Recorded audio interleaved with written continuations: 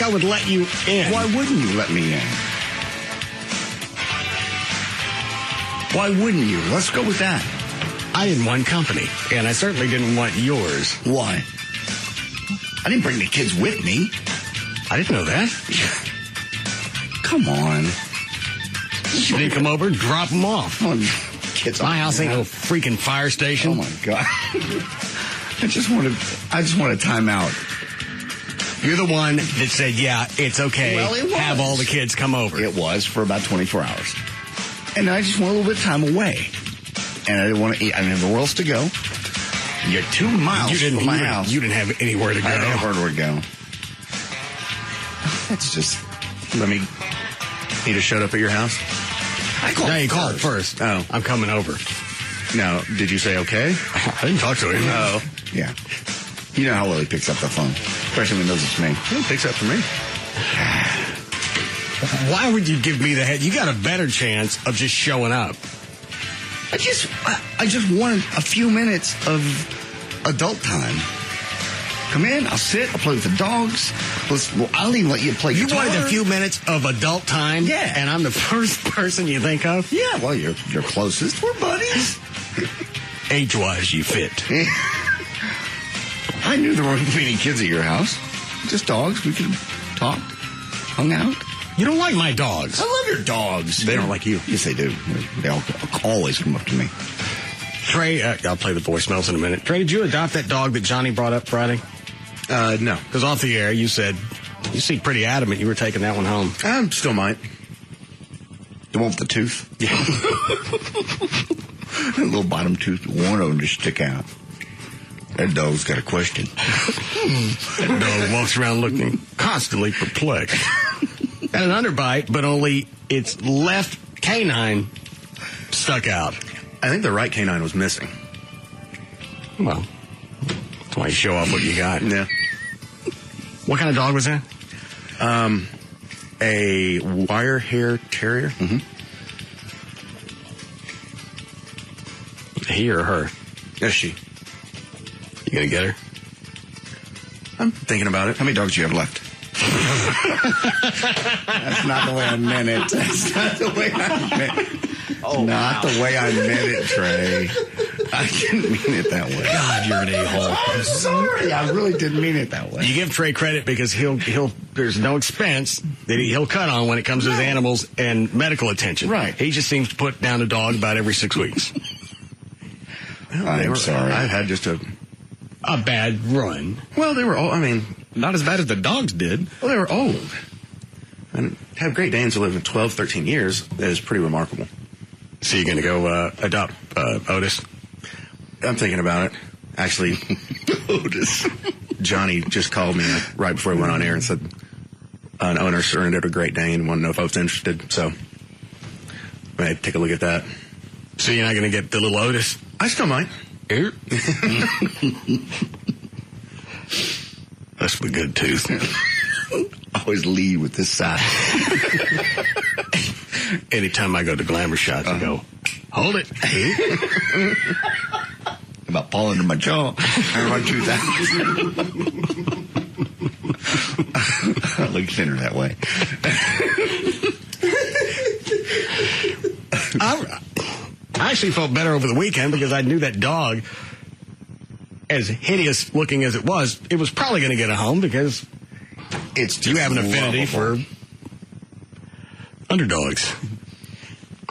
Yeah, I'm going to talk to Johnny about it and see. I just didn't have a chance this weekend. I'll rephrase the question. How many animals now live in your home? I have 3 left. 3, okay. That's no. I didn't mean it that way.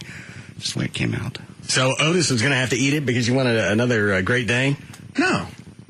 Possibly could do both. Otis could make a run to the liquor store.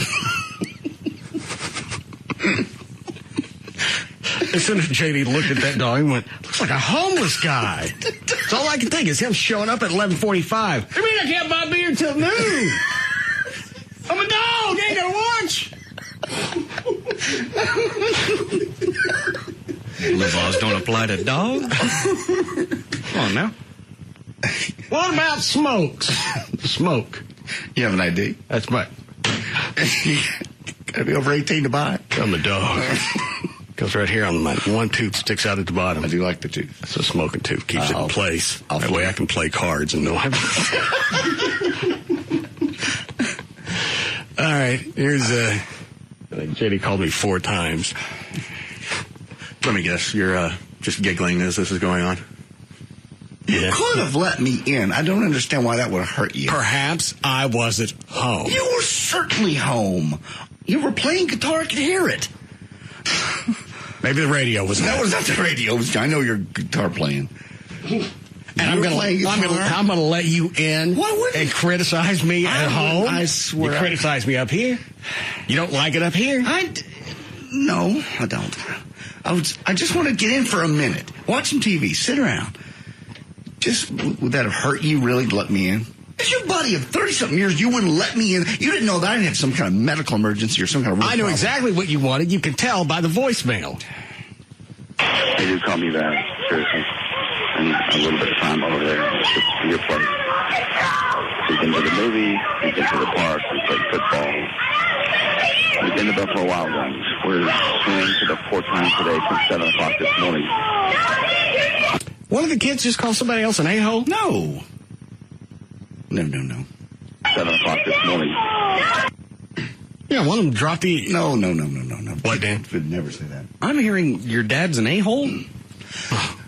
No, I don't believe so. I don't know what they're saying, but I'm sure it wasn't that.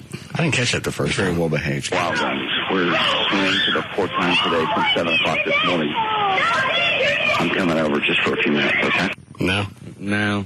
It could be something like home. No. But little kids don't enunciate. What is it, Trey? Oh, JD mentioned Buffalo Wild Wings. I got an email. I think I saw JD Saturday at Buffalo Wild Wings. I saw a man wearing a Hawaiian shirt with a cute blonde and 4 kids. That's nice. I figured it was him, but what really tipped me off was the look of total, utter misery. I don't care if he says he had a great time because I saw it all over his face. Love the show, boss. Had them on the patio. You can't even have fun at Buffalo Wild Wings? Screaming children. They want to watch football. Where's the Cowboy game? It's Saturday. Well, what day is the Cowboys? Tomorrow. And on and on and on. Can we drive the police truck? No. How about the helicopter? Can we do the remote helicopter? No. How about the flight simulator? Let's do that. Let's go to the movie. What time is the movie going to be? I'll kill you all. Why would you let them come over if you weren't going to take the time to entertain them? I did entertain them all weekend. I entertained them. I wanted 35, 40 minutes to myself to go hang with a buddy. Why didn't you just go drive for half an hour? Go out to the airport. DFW police like you. I can't go there anymore either. I ended up having to just to drive. I can't see what you're holding up, Dan. That's the picture of the foot and the arrow pointing down that Alfie made for JD in just this type of situation. I told her she could have the kids over, and they were, for 10-year-old boys, well behaved. But I just wanted a little time off. Why didn't you tell her when she asked, hey, want to bring John over, and he wants to talk to you for a minute? Yeah. Then you tell him, no. Because I'm not there. Because I thought it would be okay. And it was okay. It was just after a while, it was irritating, and I just wanted to be away for a little bit. Yeah, you can tell you having a fabulous time. You look well rested. I'm not. Not at all. Did you get a massage over the weekend? I didn't. Bahamas. I didn't go anywhere. Some kind of sleep therapy? Do a bunch of Zen? No. No Zen. To the park, we played football. We've been to Buffalo Wild Wings. We're swimming for the 4th time today since 7 o'clock this morning. I'm coming over just... Somebody someplace in there said a-hole. And I promise you, the kids are not saying that. The last time I didn't hear it, that time I heard it. Now I The can't kids tell. will not use that kind of language, I promise you. Well, sometimes they're just like parrots. No, I promise you, I wouldn't say that word in front of the kids. I wanted to after you wouldn't let me in. 7 o'clock this morning. Yeah, somebody said your dad's an a-hole. I promise you it's not that. There's no way in the world those kids said that. Wonder what else you got them saying. We can only imagine. My God. Well, in that part of town, it's probably safe. Nothing. For the 4th time today since 7 o'clock this morning. I'm coming over just for a few minutes, okay? Cool, fine. Just for a few minutes. A few minutes. What really hurt you to open the door? Then he calls me from outside. You honestly thought he would let you in? Yes. Why wouldn't he?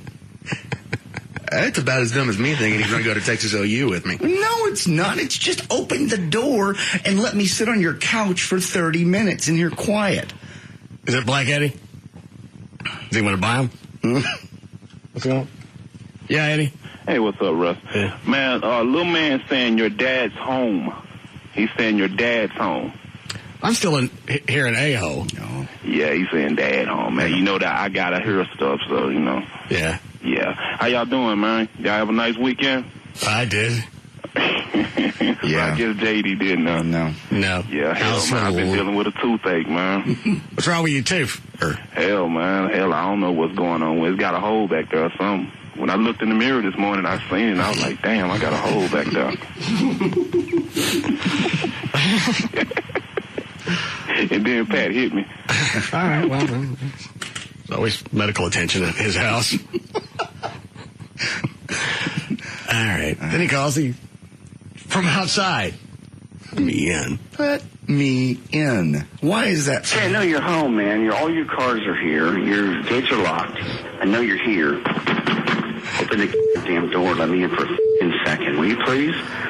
I know you're here. It's not cute. You're not being funny. Let your buddy in for 5 minutes. Huh?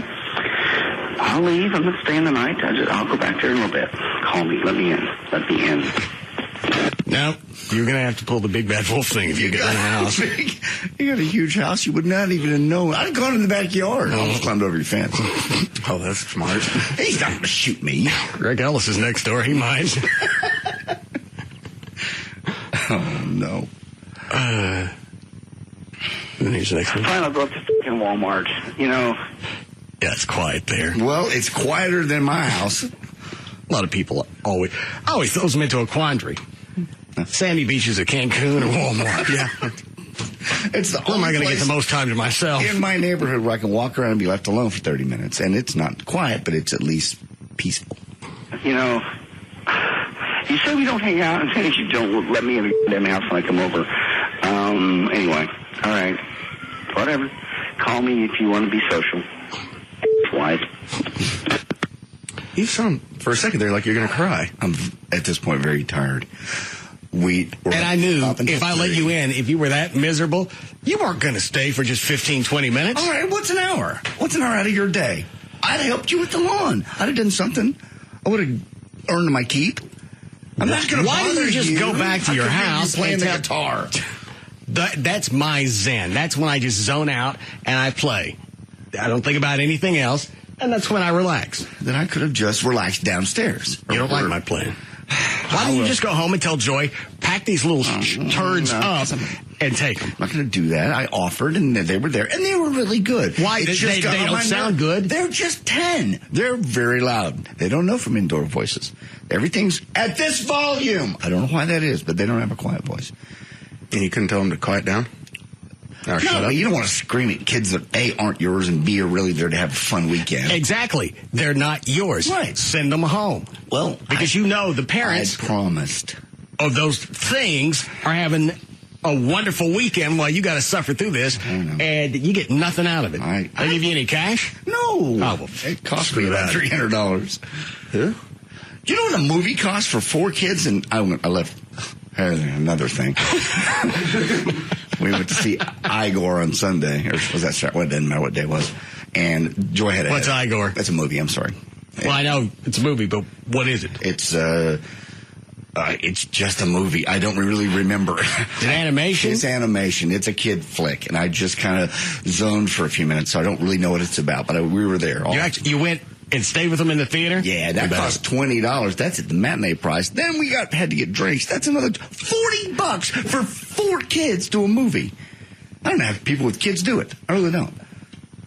Get cheaper drinks at Jaguars. Why don't you take them there? 4, and those were small drinks. And I don't think it costs as much to get into Jaguars. Literally $40 for a movie and drinks. Not even popcorn. You didn't feed them? We'd already been to Buffalo Wild Wings. Oh. Anyway, Joy has a headache, so I let her stay home and take a nap. It's a movie. It's a movie. Her kid, their friends. Yeah. She's got a headache. Doesn't want to deal with them. Headache, and I left her home during the movie while I took the kids to the theater. I bet she skipped around your house going, oh, the silence, the silence. I hope she slept. Anyway. Wow, you are a pussy. I'm not. Yeah. I was doing something nice for some kids. You didn't enjoy it, and you had it shoved down your throat. Now, I'd give you credit had you called John and said, look, I got a weekend that I absolutely under no circumstances want to enjoy. Why don't you take 3 of your friends and come hang out with Uncle John over the weekend? Had you called and done that, then I'd say, yeah. You had this shoved up your hooch. It was going to be one kid, and then he went to school. So how did it turn out to be 300? I told him one, and he goes, okay. And then he went to school, and being 10, he didn't get the fact that there was just one, and he invited 3 of his friends. And then, of course, she puts him back on the phone and goes, John, I want to ask you something. I knew I'm screwed. He goes, actually, how many friends can I have over? I'm like, how many did you invite? He goes, just 3. I'm like, that's 4 kids? Yes. And that little 10-year-old voice, I couldn't say no. You go, no. No, I can't do that. No. I'm just nice.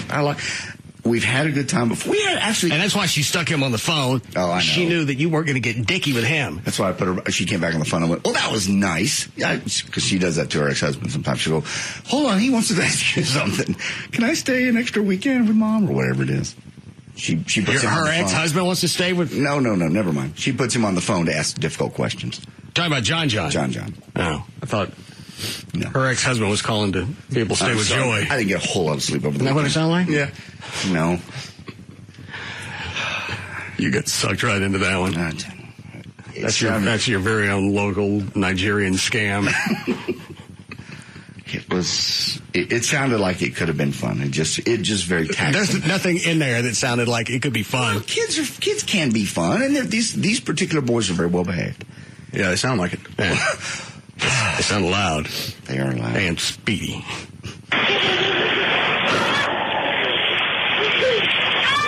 I feel like doing a betrayed thing on you right now. You really are a mother ass. Anyway,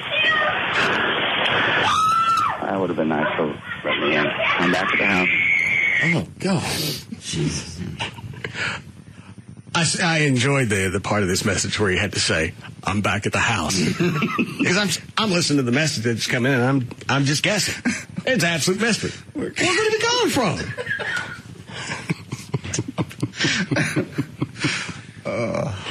Anyway, that would have been nice, so let me in. I'm back at the house.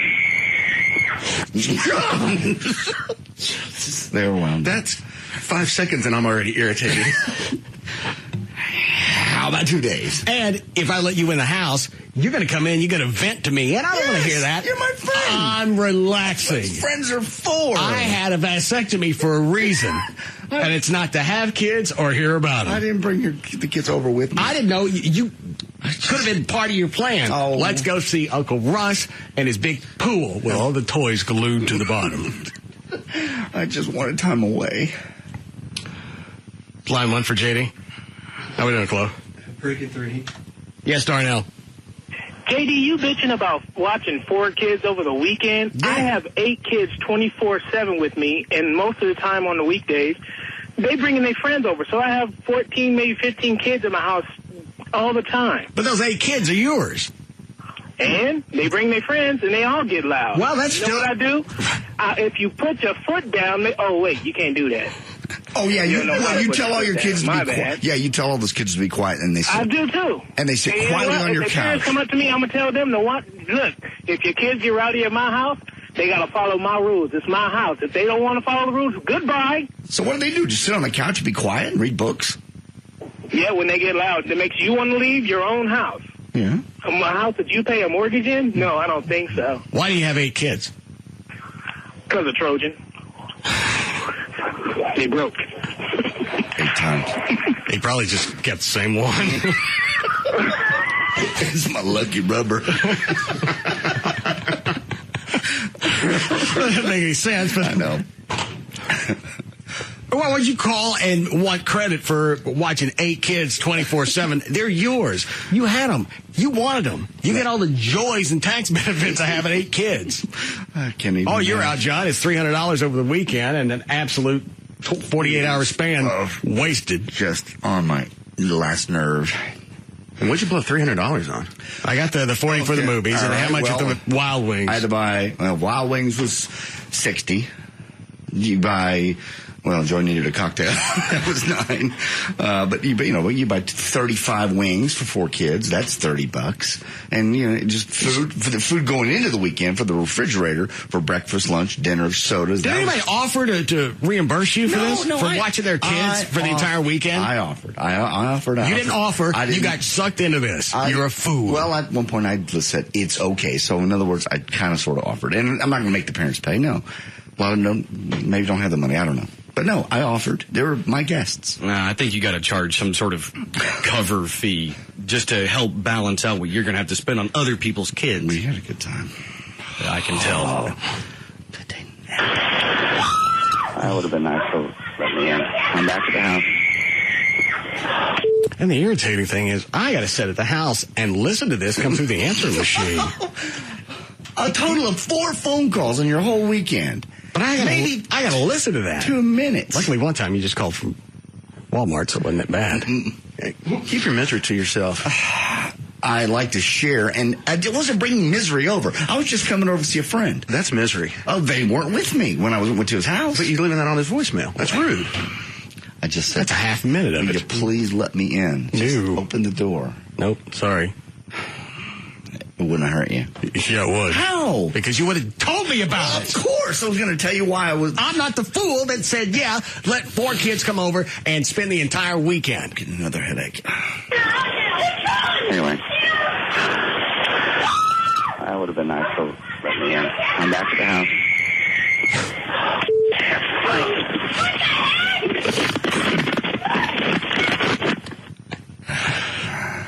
Why didn't you go back in and go, here, we'll play a game. Who wants to guess how much the furniture weighs? And you start pushing things over.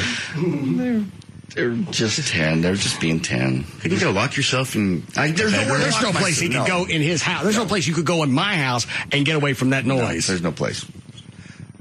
And you know how absolutely hideous it's got to be if you go to Walmart to relax. Yeah. My only place to go.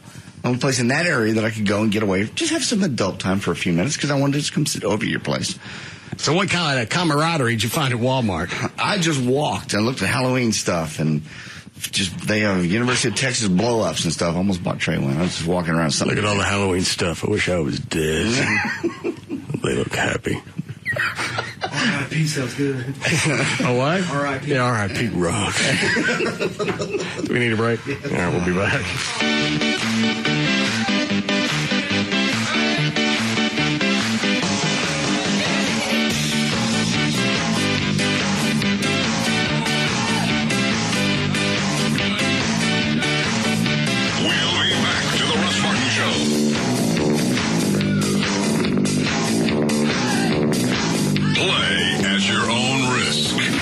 Russ Martin Show.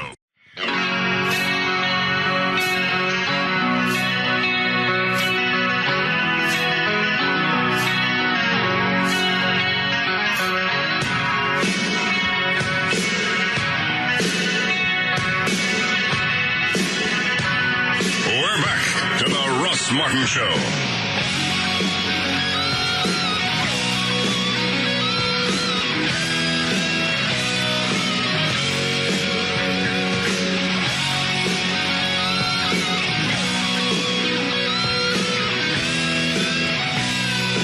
Who's on the hotline? Oh, that's me for traffic.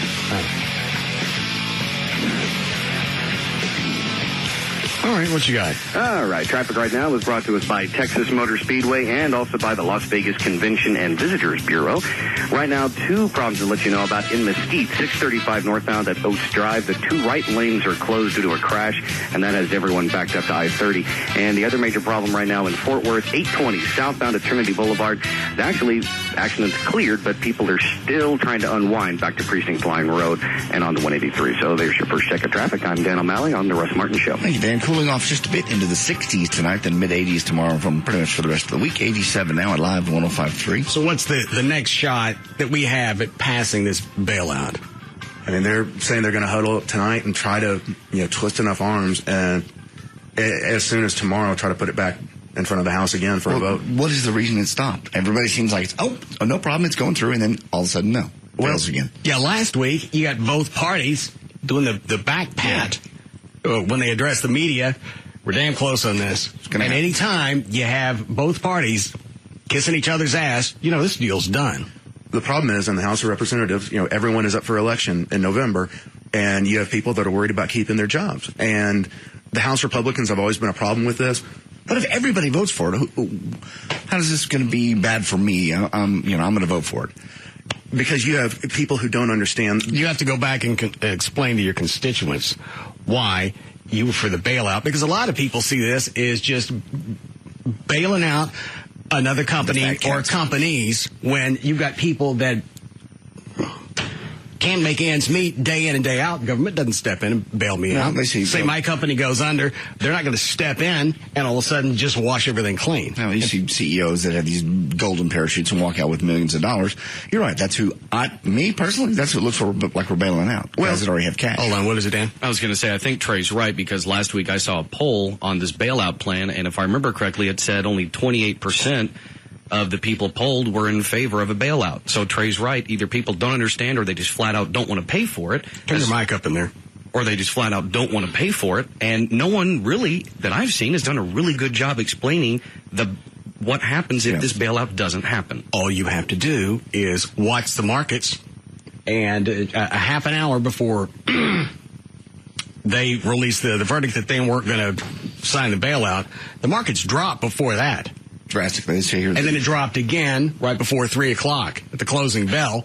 All you have to do is watch the markets, their reaction to this non-bailout, and realize sooner or later this is going to come down to me, my 401k, any retirement, any investments that I have. See, when you say bailout, I don't want to do it either. It sounds like a chicken-ass thing to do. But on the other hand, like you said, when the Dow drops 800 points, I'm thinking, okay, clearly there are people that are smarter than me, that read more than me, that know money, and say this needs to be done. Yeah, when you have people like Warren Buffett who, they've made billions, and they say, he didn't say this, but it blows, but it has to be done. You can't, people are not going to be able to get loans. And that's when everyone's going to realize, okay, we needed to do this. When you go to the bank and you wanted, buy a house or a car or whatnot, and it's going to be so much more difficult because banks just don't want to lend money right now. Why don't they just get on CNN and dumb it down for us and say, okay, here's the deal. Here's how it affects you. All you got to do is go back and watch the market's reaction today. Yeah. And even I get that. I don't like bailouts. I don't like the fact that everybody involved in this collapse saw it coming. It was a gamble. They knew they were going to make cash up front, forget about the future. I don't like having somebody step in and go, all right, we're going to handle it this time. Because it ain't going to just be this time. Well, it's going to be again down the road. But the trickle-down effect, this is going to be the greater good for all. And then, then why does it continue to get stopped? It's a greater good. Because most people think the way that I do is, I don't like bailing somebody out for being an F-up. They push all kinds of crap through, and we forget about it. As the average voter, I'll forget. It'll come, it'll go. Hopefully the economy will recover. And you're not going to see any difference in your income taxes. It's not like all of a sudden you get something from the IRS tomorrow. Says, all right, because of this bailout, you're going to have to send us another $400. I guess it's like everything else, and we have to wait until it's a major crisis and it's beyond fixing, just like, cars and mileage and everything else, before we do anything as the average guy on the street. The problem is that you have an election in 36 days, I think. And like I said, all these guys are up for re-election. And if they are facing a challenge, that person is going to, if they had voted for it, may very well go in and go, you know what? Look what he did. He voted for this. He voted to bail out the greed. Well, let's see where the stock market is in 30 days. And if they didn't vote for it, what are your chances of keeping your gig? And why not just vote for whatever's going to be prudent for this country as opposed to keeping my job? I just looked up here. 22 of 31 Texas lawmakers voted against it. It doesn't surprise me. They needed to go out to the people, get on CNN, get on ABC, and dumb it down for people so they understand. Banks aren't lending banks money on a long-term basis. That means there's no money. I've learned more from you, honestly, Trey, than I have the news and reading these stories. Well, the news has to cover all the different aspects, all the different variables, all the possible ramifications. You need somebody to get in the majority of the voters' face. You're going to lose a good portion of what you got now and in the future. And if you want it, let us bail these dildos out. We'll have a criminal investigation. We'll go find out who did it. But in the meantime, we're going to vote for this, and you're going to be able to at least float water for a while. Why is that so hard to do? Because people don't like to get in voters' faces and say, look, you don't like this, but I'm going to do it anyway. We need Dick Cheney to come on and go, so? We don't care. Well, what do you mean you don't care? All the voters don't like this. I tried to keep it a secret vote. They kept opening the doors. Give them a slip of paper, and put it in a hat. Yay or nay? Just do a straw vote. But nobody likes this, so. Make any difference. I'll be on 40 days anyway. I don't care. Yeah, I mean, if you had a Dow, if you had an index fund, which, you know, basically you make money with Dow going up or down or S&P, you lost at least 7% of your, you know, whatever you had in that index fund today, and probably more. People don't want to check that. You're always told investments. I've heard more people over the past 2 or 3 days. There's no reason to panic. There's nothing to worry about. This is going to get handled. Just relax.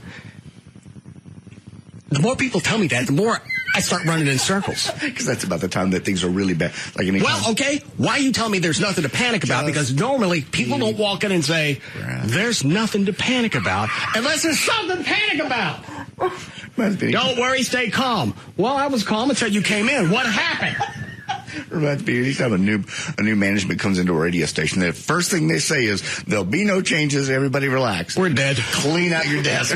Every single time in my career. It's a successful format. We like everybody here. Wow. Everything's fine. Status quo. Everybody's got their jobs. For 8 minutes. What? For 8 minutes. About time you get back to your desk.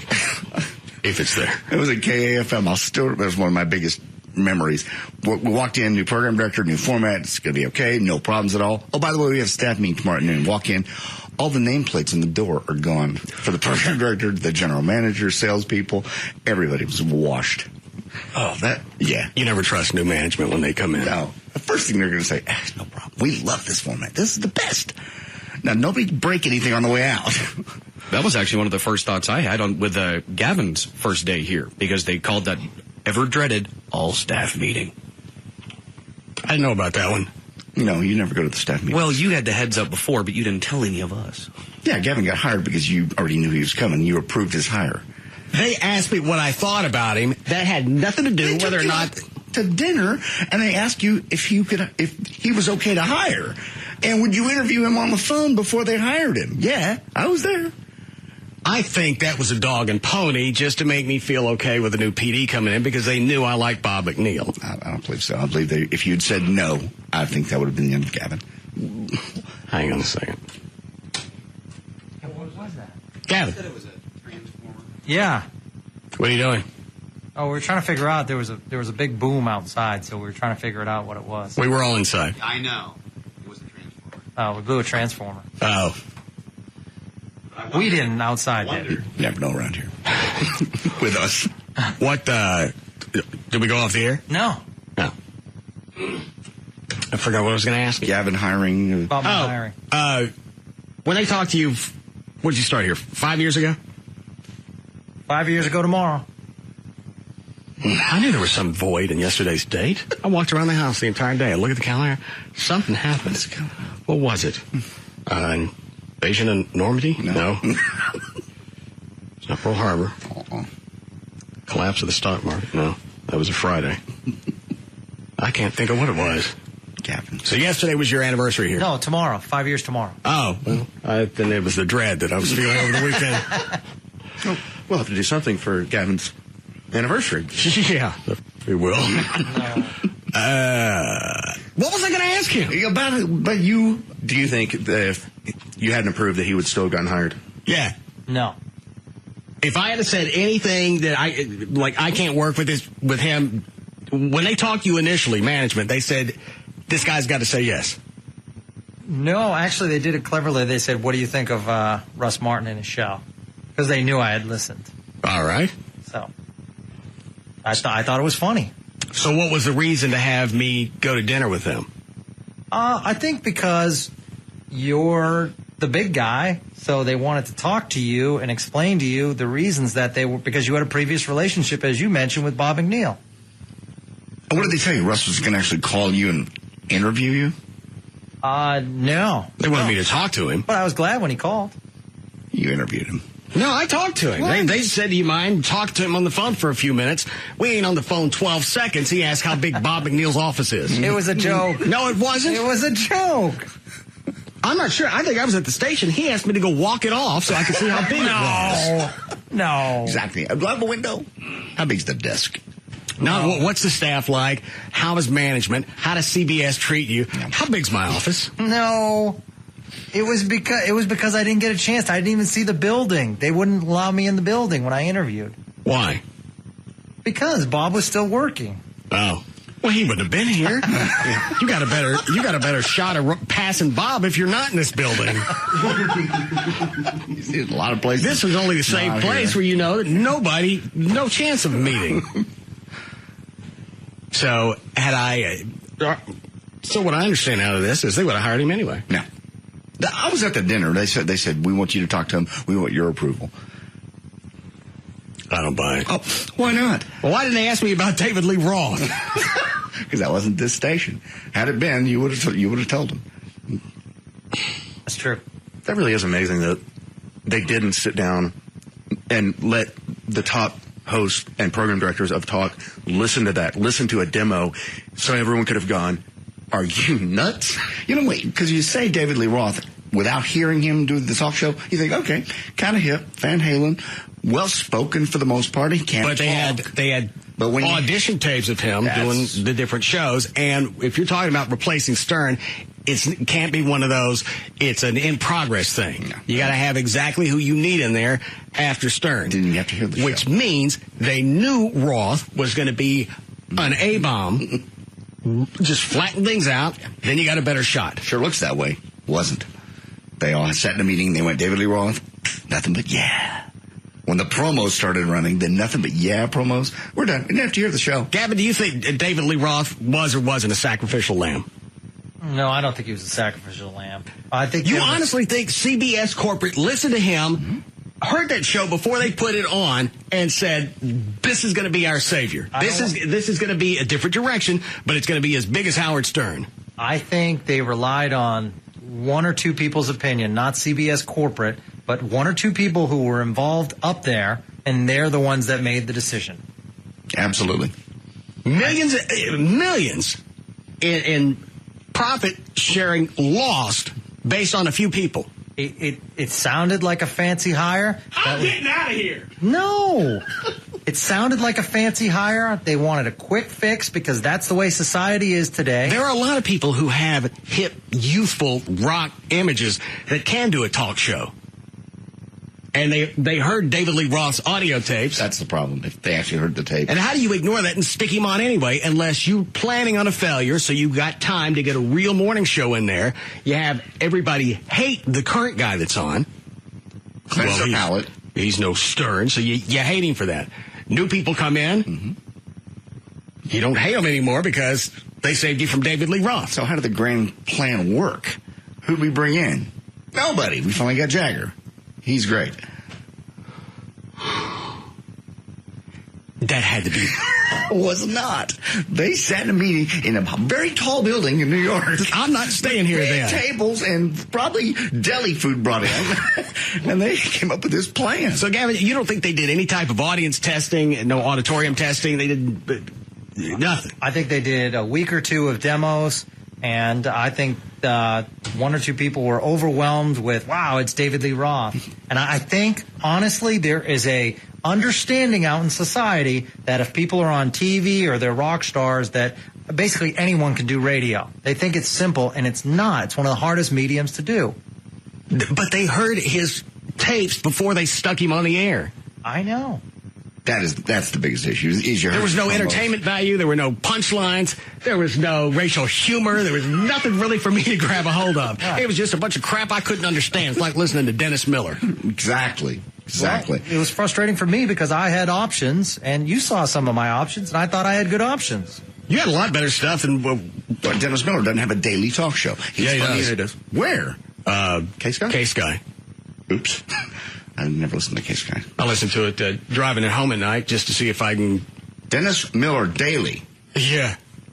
I just try and see if I can catch any of the references. It's like sitting at home watching Jeopardy. I do the same thing. Absolutely. That's half the reason I like watching his show on HBO. It's like, okay, let's say in his monologue, he's going to have about 12 esoteric references. Let's see if I can get half of them. Well, again, maybe that's why he's on Case Guy. And you know what? You and I don't think we ever talked about this on the air. When Dennis Miller was on vacation and they had other celebrities come in and do it. Oh, God. That was... it was, they had Norm McDonald. Oh, he's awful anyway. Norm McDonald. He sat there, and I don't know who was co-hosting with him. There was this long silence, longer than any of ours, all added up. Long silence, he goes... Phones aren't ringing. We just gave the number. Should we wait? Or is there a delay? Well, I don't know. A couple of weeks. Well, they sat there and they talked about the phones not ringing for like 2 or 3 minutes. I'm glad I don't listen to that. So that's on in the evening? Yeah. It's 8 o'clock, I think. Oh, smell like us. All Guys right. like that is hard. It is hard work. It didn't make any difference. Gavin, did you get your mariachi band over the weekend? You are such a jerk. Why is it when I send gifts, nobody appreciates it? Because it just What'd you do? It lets us know that you know where we are while we're trying to relax. Exactly. And a mariachi band, how is that relaxing? At least You're you in said- San Antonio. I know. He was in San Antonio for the weekend, I know. But you sent me stuff, it was, at least it was not, it was like, basketball. Well, hang on. Why didn't you enjoy the band? Well, first of all, I was sick in my room with a fever. I didn't know that. But these guys wouldn't stop. Well, that was the deal. I said, oh, yeah, it's a prank and everything. No, we're already paid for the hour. So they kept going and going. How many times did they do Babamba? I think 4. And it was the long version. That's what I was going to say. It was supposed to be more like the Inagata version of Babamba. No, they did it all. They did Devil Went Down to Georgia, which is great for a mariachi band. That's very kind of you. Did they bring in the cowbell like I commanded? Oh, yeah, cowbell. Absolutely. So next time you're on a vacation, Trey, you don't mind if he follows you and sends things. I love mariachi band. Oh. So wait, did this happen in his hotel room? Outside. I guess they couldn't get in. Yeah. See, now that's just... that's just being inconsiderate to the other people staying around you. Yeah, you let them in. Oh, no, people came out of their rooms. They were enjoying it. They thought it was my birthday. The hotel was into it. Everyone was into it except the guy with the fever. I spend cash as a little thank you gift. Oh. And I get nothing in return. It was not a thank you. See, JD's absolutely right. You do this because then in our mind, we're like, he knows where I'm staying. Exactly. He knows where I am. I'm supposed to be relaxed. Have I ever sent anything other than gifts? No. All right, so why you got no track record of me sending something hideous or explosive? No, but it's just the fact that now, the rest of the vacation, however long I'm going to be there, I know that you know where I am, and I don't know what the next day's going to bring. And there's never been anything never been another shoe to drop. Just let me go sometime, somewhere. I will not. Have your foot on my head. And what made you think you could sneak down to San Antonio? I wouldn't know about it. Well, A, because I was on vacation. And so I thought it would be nice to go to San Antonio for the night. We went to Jerry Seinfeld. How was your flight down? Did you do that? Oh, yeah. It was beautiful weather. That's when my fever started. And then... How long did you have to sit on the tarmac? An extra 45 minutes. Beautiful weather. That was hard to do, too, because that's a Friday afternoon. Normally, you can use something like weather in different parts of the country. Where you're going, it's going to delay the other flights, but it was Dallas to San Antonio. Yeah, they said they didn't have the proper paperwork. Yeah, the pilot said they didn't have his numbers ready. It's too bad you couldn't arrange for a hot start on this plane. What's that? And if you'll check engine number 2 over on the right. We'll be calling out the Good Times fan to check on that. For just a couple of minutes. Nothing to see. You'll sit back and ignore the vapor fumes. I'm going to step off the plane for a while because this makes me nauseous. Putting adventure back into flying. Think of us as the U-Haul of the airwaves. The skies. Yes. Do we need a break? Yes. All right. We'll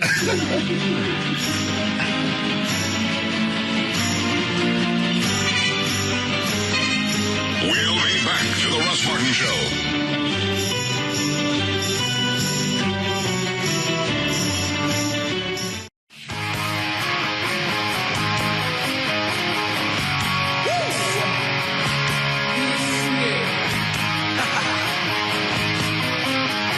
We're back to the Russ Martin Show.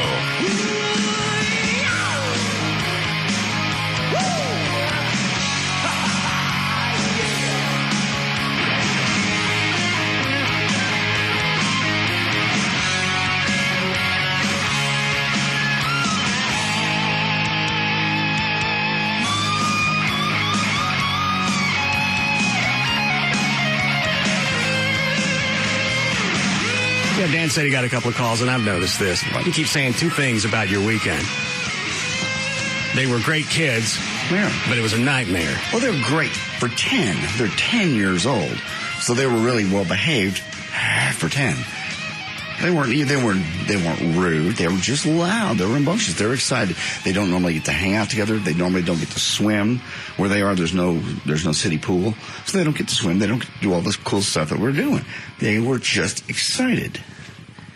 But they were. Why don't you get one of those ether foggers? Oh, wow. No, we did fog the house. I could have ether in it. We fogged the house and played cops and robbers. It was kind of fun. You fogged the house with an insecticide? No. With a fog machine. Fog the house up, give them all flashlights, and they go hide and we seek. Play cops and robbers. The other one's funnier. Yeah, it is. We're going to spray for bugs, we're going to go in a house, and we're going to play until somebody's dead. Good news and good news. They were fun. They were very well behaved. In other words, you tell them to shut up. Well, because I wanted a little bit of time away. No matter how good they are, they're 10, and I'm not. On the voicemails you left me, you said, it's been all day. It's been all weekend, and it was that way. They were up at 6 o'clock in the morning, 7 o'clock in the pool. Well, where does they were good kids come from? Because they're respectful. They're not back talking. They're just excited. They're 10. Their level of energy is either off when they're asleep or on, wide open. There's nothing in between. Digital. Exactly. And it gets old when you're used to going home and having silence. You allowed this. I did, and it sounded good at the time, but this don't sound good. They do call me back, seriously. And a little bit of time over there. It's a your place. We've been to the movie, we've been to the park, we played football. We've been to Buffalo Wild Wings. We're swimming for the fourth time today from 7 o'clock this morning. I'm coming over just for a few minutes, okay? Cool, thanks. Like I actually picked up the phone and went, yeah, well, I knew you'd hear it, and I knew you'd open. I would think my friend would open the door and let me have a few minutes of quiet. Just to come over. I wasn't going to hurt you. I'm very busy on the weekends. Doing nothing but jacking your guitar. That's my downtime. I wasn't going to stir you up. We're going to get into a discussion. I was going to unleash about the kids. I don't want to hear that. I don't want to hear it now. Then you stand out in front of the house. Let me in. Let you a fool. Would it really have put you out that much to open the door and go, come on in and sit down for 30 minutes? You're my buddy. You ring the doorbell, and the door doesn't open. Why do you think calling me and telling me to let you in is going to change anything? I heard you could play guitar, and maybe you didn't hear it ring. Oh, I heard it. Why would you let me in? Because you were outside. Yes, and I just wanted a few minutes of quiet with an adult. And walking around, driving around in the truck is not exactly peaceful. Sit on the porch. It seems to calm a lot of people. I want to sit on your porch. No. I just want it in the house. You look content standing out there on the phone. Just for a minute. I want to watch TV. Maybe something that wasn't Cartoon Network. Yeah, I know you're home, man. All your cars are here. Your gates are locked. I know you're here. Open the damn door. Let me in for a second. Will you please? I know you're here. It's not cute. You're not being funny. Let your buddy in for 5 minutes. Okay? I'll leave. I'm not staying the night. I'll go back there in a little bit. Call me. Let me in. Let me in. After hearing the first phone call, there ain't no way you were only going to stay for 5 minutes. You wanted some place to camp out for a week. No, not a whole week. Just maybe an hour. An hour wouldn't hurt you. I would have left you alone. I'd go to I got a lot of rooms in your house. I'd have gone in and watched TV. Why don't you go hang out with your buddy from Southwest Airlines? Oh, dear God. You seem to like to bump Peters with him. Oh, dear Lord. He doesn't live here. He lives in Little Rock. Well, then why don't you find a new best friend that lives close? Yeah, I have a best friend that lives close. Where? You. No. Is out front of your house? Just best friends let people in. I know. Were you watching him bang on your door and just giggling? Yeah. In fact, when he said I'm coming over is when I got the guitar and the amp out. That way I can pretend that I couldn't hear anything. And I'd wait. He'd pause. I'd bang on the door again right during the pause. He'd go, meow. I know you're doing this. You're timing it just so you know I'm here. And now the big threat. Well, screw you. I'll go to Walmart by myself. Fine, I'll go up to f***ing Walmart. You know, you say we don't hang out, and then you don't let me in the damn house when I come over. Anyway, all right. Whatever. Call me if you want to be social. Wife. Yeah, like he's going to let someone in and calls him in. Oh, please. You are the last person in the world to give me lessons on not calling him names. No, actually, he's the best person in the world to give you lessons. And in the last message, you have to make sure that you mention your back of the house, because there was no way for me to ferret that out of this.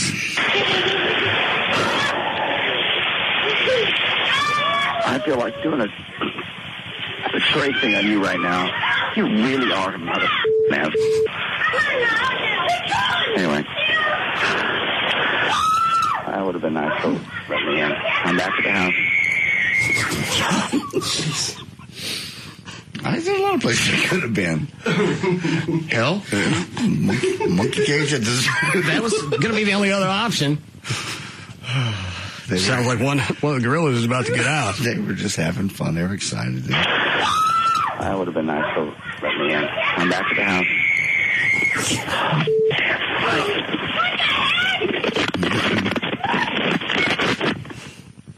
Not for 8 seconds. Why? If there was something called Children's Rodeo, I'd blow it every time. I couldn't listen to that.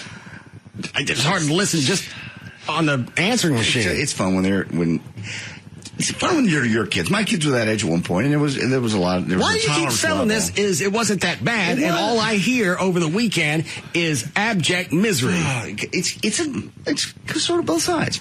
They're good kids. They had a lot of fun, but they're just loud, and I'm not used to that. I'm not used to that level of energy. I mean, people who saw you out at a restaurant and you look miserable. I know. My neighbor even emailed me. Was that you with all those kids at the park? What the hell? Yes, I was at the park with all the kids. Now, were they, when you took them to see the Igor? Yes. Were they quiet in there? Yeah, they were quiet in the movie. Except the one Jordan that's next to me. He's like, when's it going to be over? What's that about? What's that McMonster doing? Why did you do that? Shut up. Watch the movie. I don't know. Yeah. Big Stacy? Hour and a half of quiet. Yes, Big Stacy. Hey, boss man. Yes, sir. Today you don't like any of these kids. Are these kids black? No. Didn't you just hear him say they were quiet at the movie?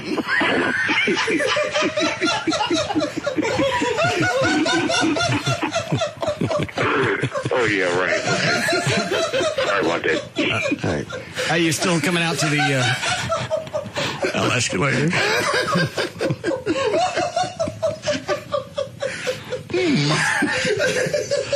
Any more of those before we start news?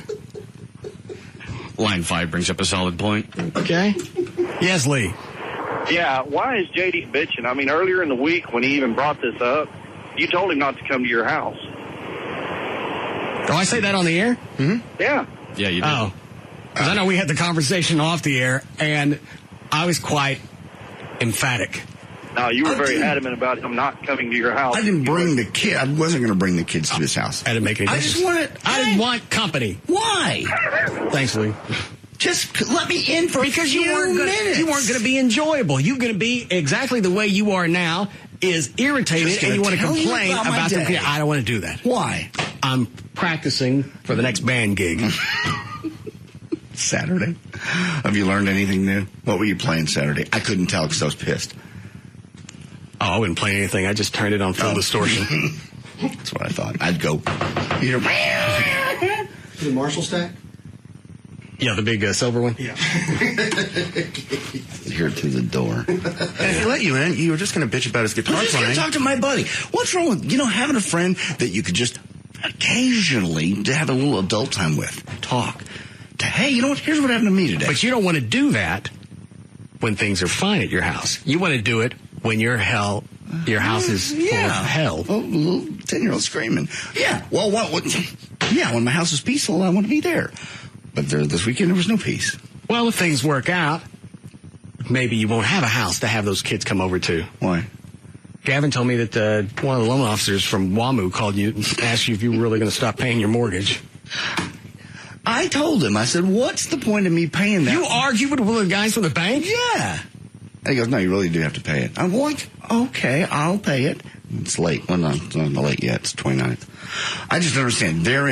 They're having problems. Why I got to keep giving them cash? Because their assets the new guys haven't sent me any paperwork. Because at WAMU, they're buying the entity. You still make the payment to the same place. I signed papers with WAMU. And or assigns. I don't see any of that. Yeah. That's in the paperwork somewhere? I promise you.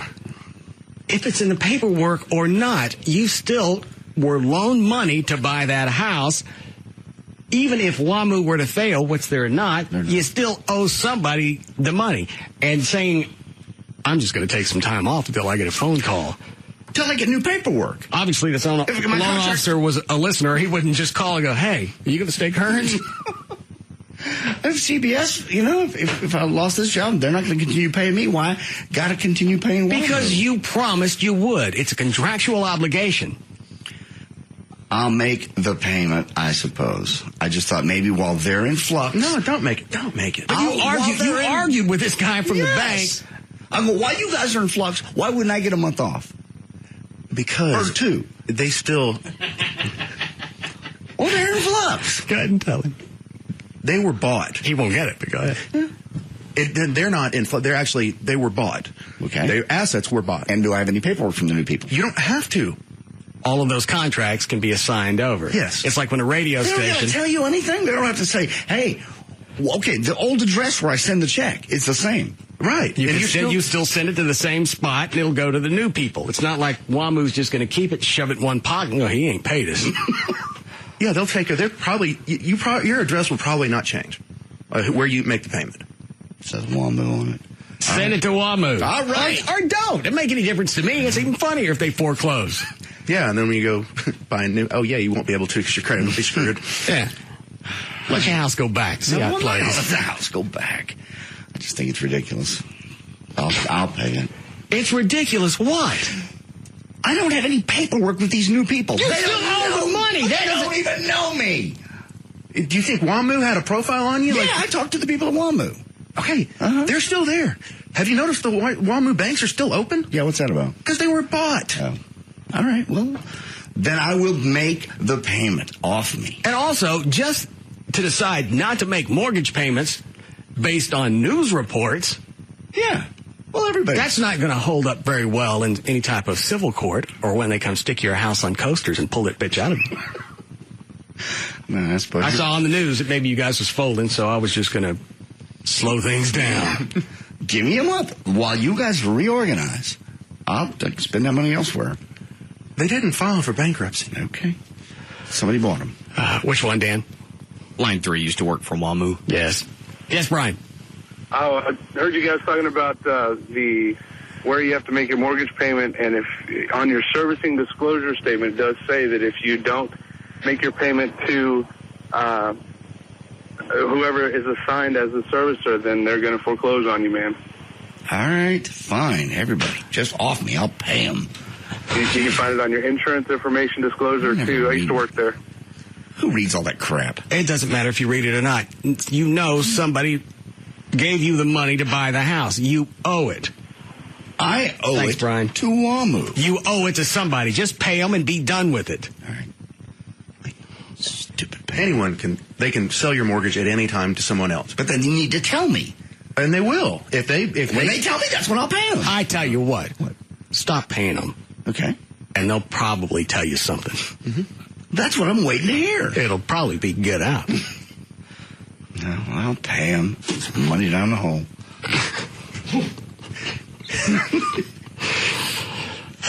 Any more of those before we move to news? Line 1 is a request if you have any interest. I don't understand that. Today's his last day before he leaves for boot camp. Oh. He doesn't have a specific thing in mind, just a target. Okay. Tell him I'll do something for him. Will do. I don't want to do it now because somebody's got the heads up because they're sitting in their office listening like a snoop. I didn't watch the Cowboy game. How'd we lose by 2 points? Played like crap. Romo. Well, you could have played too badly. You only lost by 2 points. It was a poor defensive showing, and the Cowboys didn't run the ball at all. So everything was based on Romo. I don't think so. I actually heard... Well, if they didn't do any running, he was doing all the throwing. Well, and actually, I heard Ducey say this morning on Channel 4. He said Romo really wasn't that sharp. It's like, dude, what do you want? He threw for over 300 yards, had 3 touchdowns. Yeah, he had 1 interception, but I think any team in this league will take that week any chance they get. So they tried to play the entire game by air. Pretty much, yeah. Well, that's going to wear him out. This is like when Emmett was on the team. They do a lot of running plays, and that would wear Emmett out. Well, and T.O. wasn't, a lot of stuff ended up in his hands. He didn't catch them. The ones I saw, the few that I saw. What is it, I saw Romo. They kept showing pictures of him just running around, just yelling at everybody, and hand motions and just screaming at people. He's probably pissed off at himself. You don't scream at people around you when you're mad at yourself. There's no way to be a manager. Wow. Well, you're not going to get any ancillary help if you're running around just blaming everybody for your rotten showing. Showing? I'm making that the promo. That's not a promo. That's a promo. Why are you running up and down screaming at the other players on the sideline when possibly it was you screwing up? Yeah? And? Would you like a hand mirror? You scream at us a lot of times. Am I going to masturbate? No. All in all, they just look sloppy, and I can't. That's the word. Defensively, how many games into the season are we? 4. Yeah. All right, so they lost 1 game. 3-1.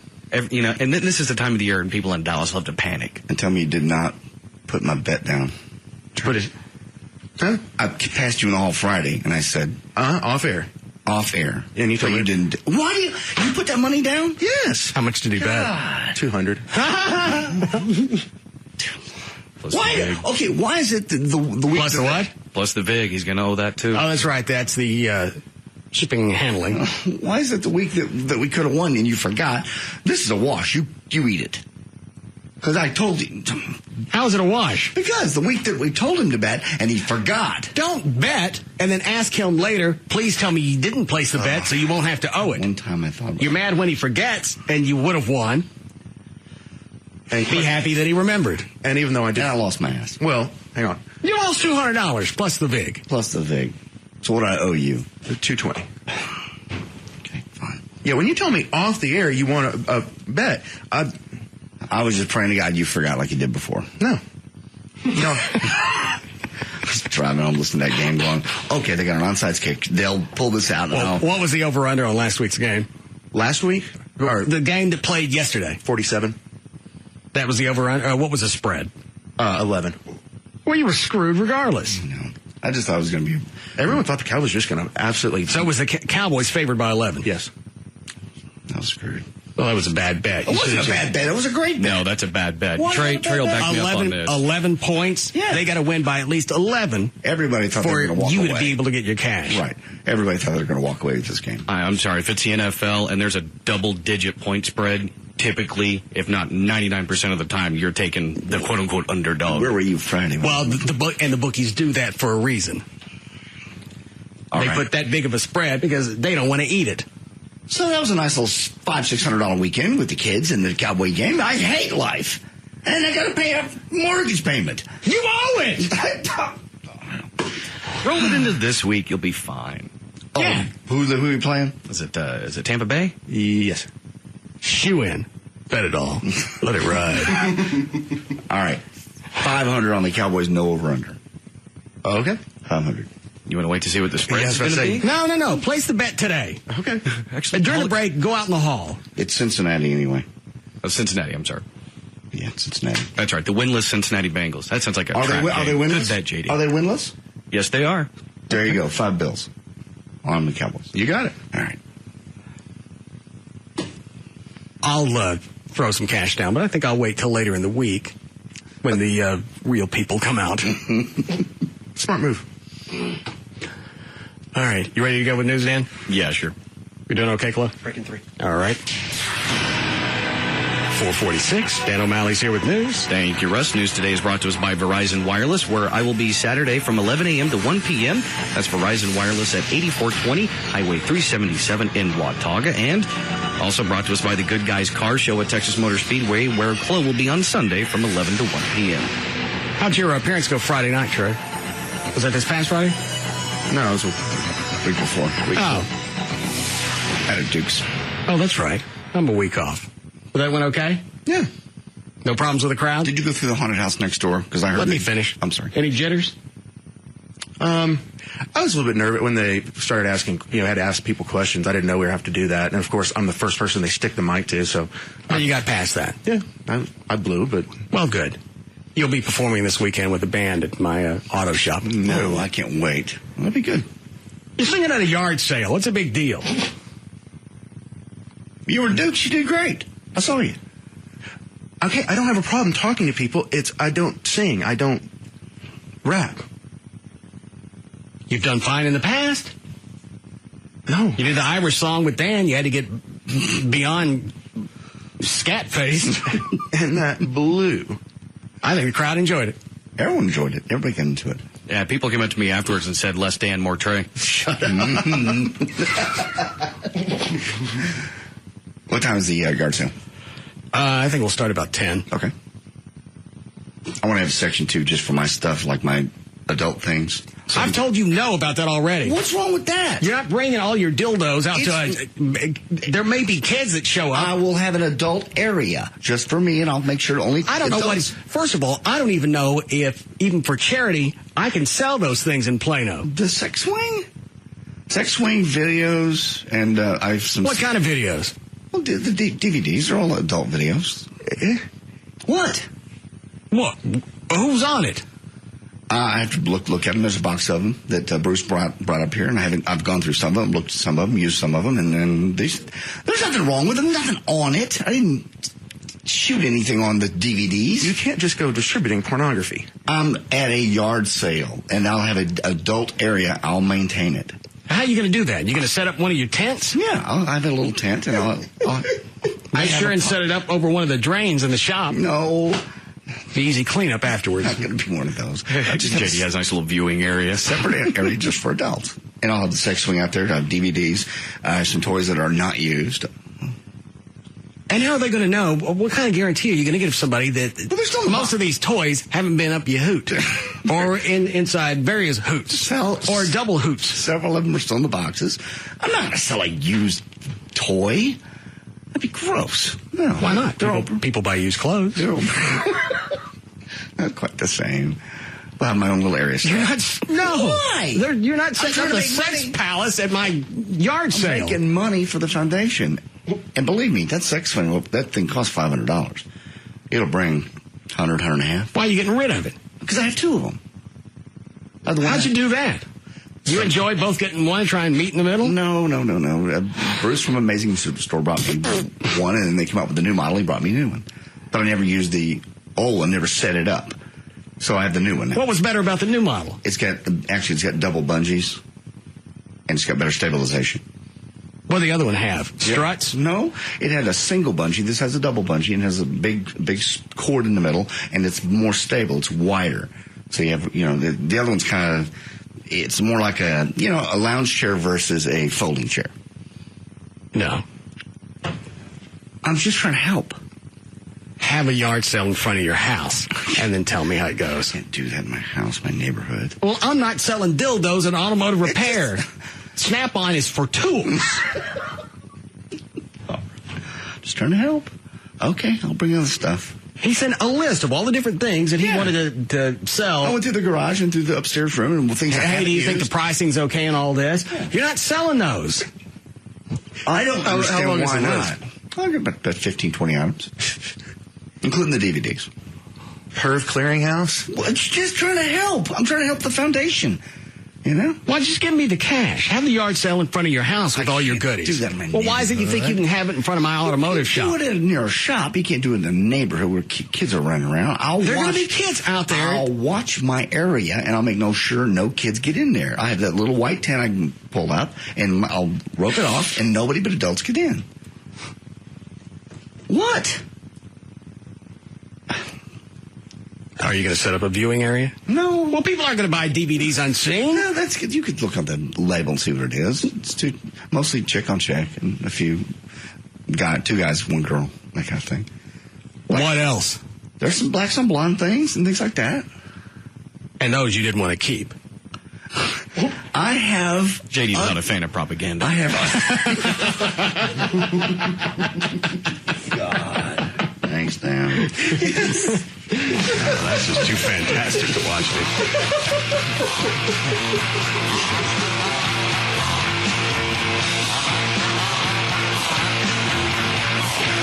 We'll be back to the Russ Martin Show.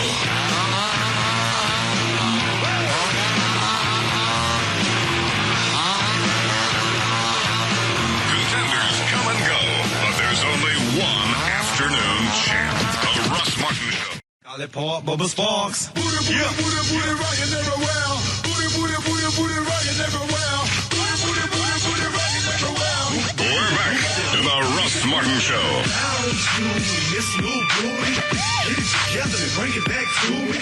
Up there on TV number 2, who's the guy right now on Fox? Barney Frank. Talking about the bailout. Yeah. Who is he? Because he always looks like, every time he's on camera, he looks like he just got pushed down a flight of the stairs. He's just a very long-serving congressman, one of the first openly gay congressmen. What kind of sex could he get? Sex with another man. Maybe another man that looks like him. Who has sex with one of those? Big fat guy. His shirt collars are always too small, so they're folded down. His tie's jutting out forward. His jacket always looks disheveled. It looks like every time, right before they flip the camera on, he just came down the flight of stairs. Is he always like that? Yes. Every single time. And he talks funny. Let me see what he's saying. Put it on pause. TV2? Yes. GOP We've not had more votes going to the floor than we had. No more than that, but we thought we had a dozen more. Democratic leaders found that laughable. We don't believe they had the votes, and I think they are covering up the embarrassment of not having the votes. Give me those 12 people's names, and I will go talk uncharacteristically nicely to them. Who wants a nice blowjob? I'll push him down the same stairs I got pushed. I can take 12 guys to get this passed. Wouldn't somebody pull him aside and go, you really need a makeover? Actually, I think that's his thing. It's his thing. Well, it's starting to instill I'm a trust in wildcat. me. I'm the maverick. I got no time for combing my hair, clothes that fit. Or shirts that are even ironed. A friend of the... No elevators for me. I get pushed down the stairs. What? His deal, friend of the working man, so he doesn't want to look like a politician. He wants to look, He has succeeded. But he looks like he had to borrow somebody's clothes. You're right.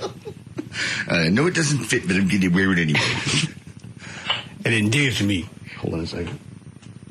Is that you, Gavin? Yeah, he's from Massachusetts. He had a big controversy back in 1990 with a male prostitute.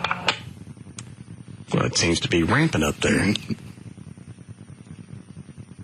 Basically, this guy ran an escort service, and Frank was somehow involved. You get caught with a chick or a dude? No, it was a dude named Steve Goby. He was a male escort. Frank had befriended after hiring through a personal advertisement, and it claimed to have conducted an escort service from Frank's apartment when he was not at home. So the House voted, and they reprimanded Frank back in 1990. How do you know about all this? Because I used to live there. You seem awfully pretty researched. Well, it was a huge thing, and then when you were talking about him, I went back and checked my facts on the internet, and I was right. Has he always had that? Oh yeah, natural look. A lot of people look and talk like that. Windblown. The mayor of Boston is. They call him Mumbling Menino. Mayor Tom Menino. He's a good guy and a good politician, but you can't understand him. And nobody help a brother out and give him a brush? That's how people look up there. I hate to say it, but one of the reasons I enjoy living down here is because people are just better looking. I normally don't look like this, so this fat wind's blown up into my clothes. Is that you on the hotline, Dan? Yeah. Oh, all right. All right, traffic right now is brought to us by Frank Kent Motors and also by DFWVehicles.com. Right now, only one major problem to tell you about in Dallas. It's 35 northbound, right after 635. We have an accident in the carpool lane, and really beyond that, it's just your regular stop-and-go heavy delays, 635, 75, 35 in Dallas, and, of course, 35 in Fort Worth as well. There's your check of traffic. I'm Dan O'Malley on the Russ Martin Show. Thank you, Dan. All right, finally fallish this week. Going to be actually into the 50s overnight, come midweek, and then in the 80s, mid-80s the rest of the week. We're at 85 now at Live 105.3. So the Dow dropped almost 800 points today. Worst point loss ever.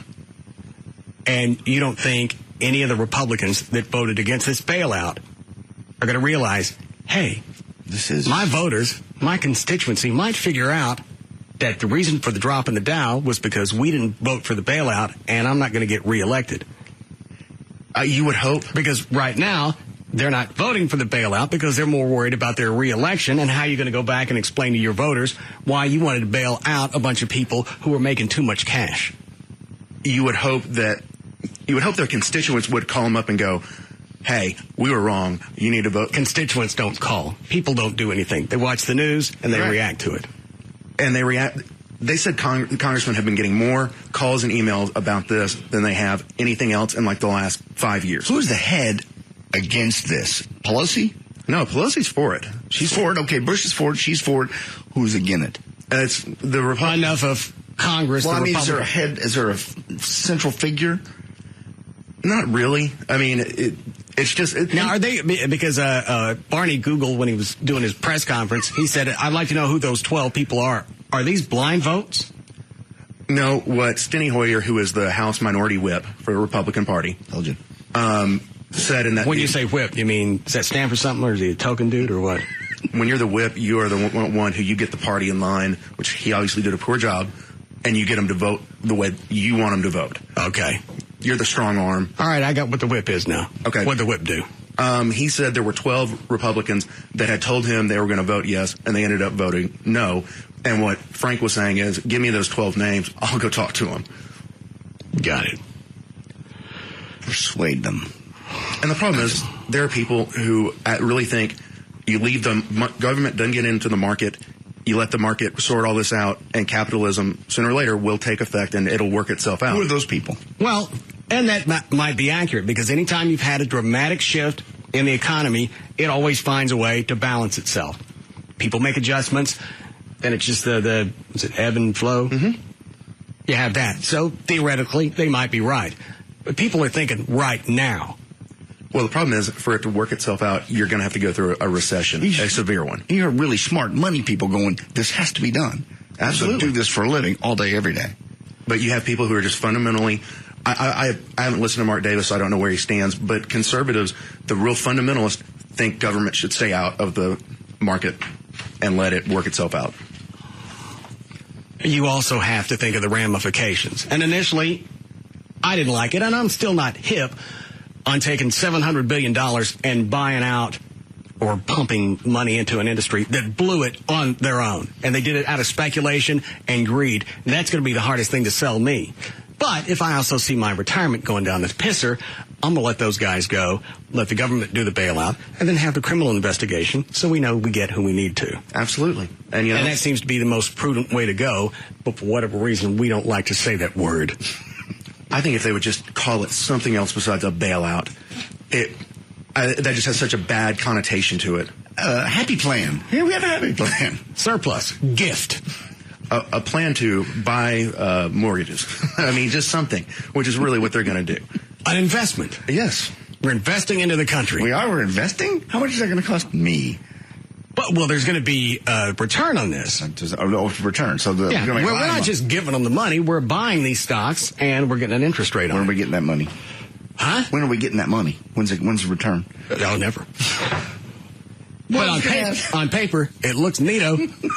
Well, and that's part of the deal is if the And government... you really don't know if we're going to get that money back or not. If the government buys all those investments, which in essence that's what this is, they get a percentage rate on it. So you make your money back down the road. Well, I mean, they're buying mortgages, so yeah, they're buying mortgages of people who can't already pay for their houses, so that money's getting pissed away.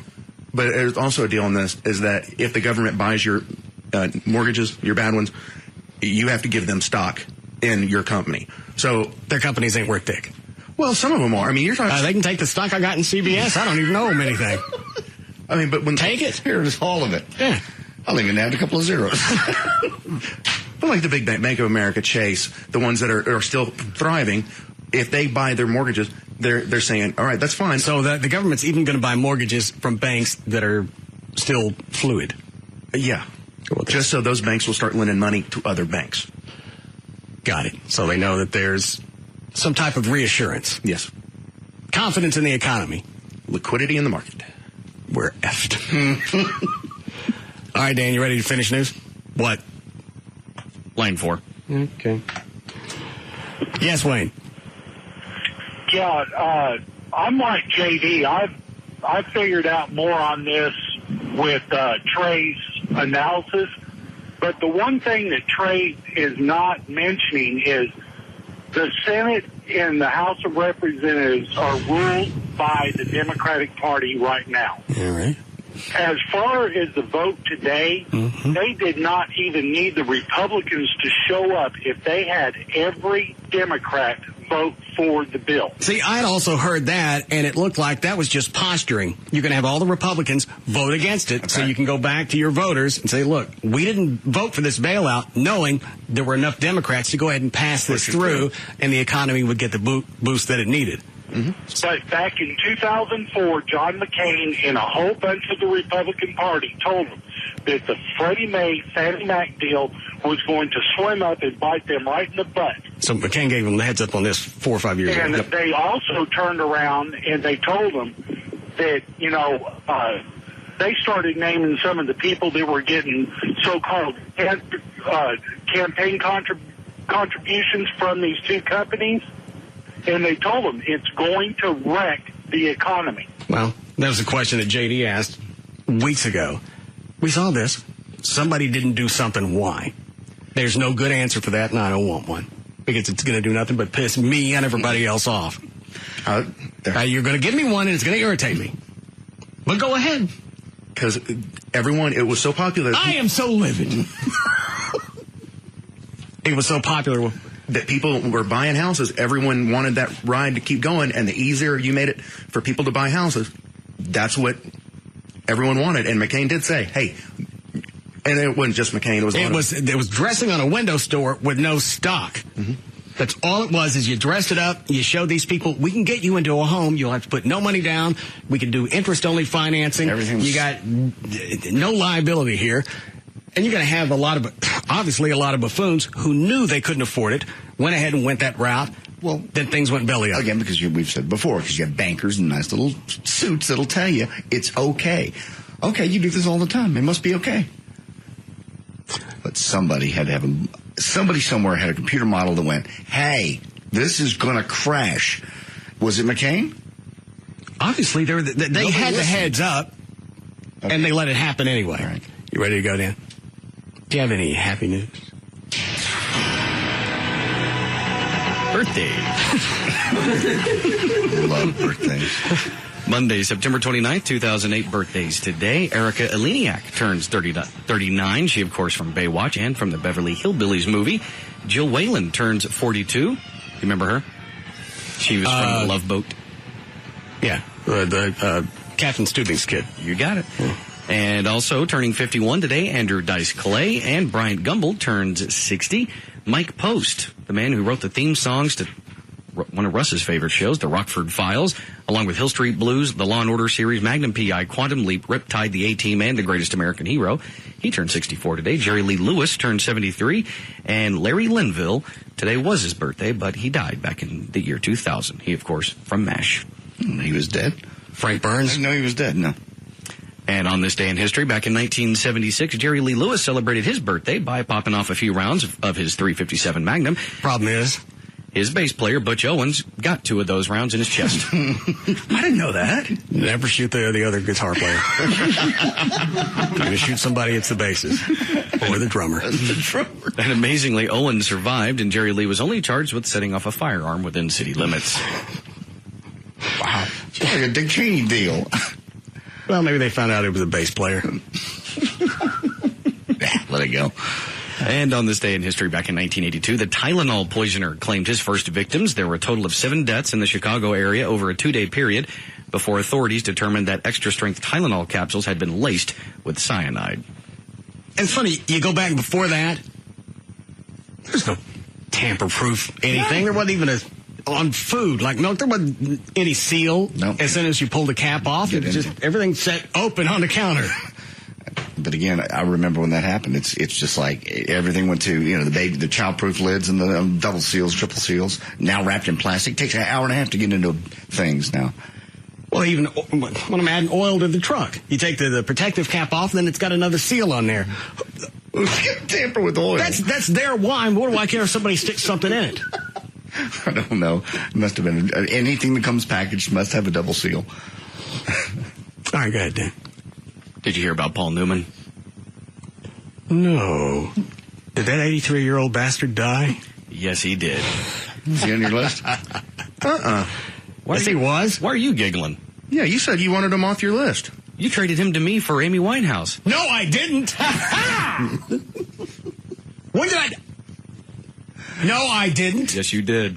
Why would I do that? Because you wanted Amy Winehouse, and I had lost a bet, so you traded for Amy Winehouse. I got Paul Newman, and I never traded away Paul Newman. I was the first one to jump on him. And then you said he wasn't going to die, and you traded him away. You said you didn't want him anymore.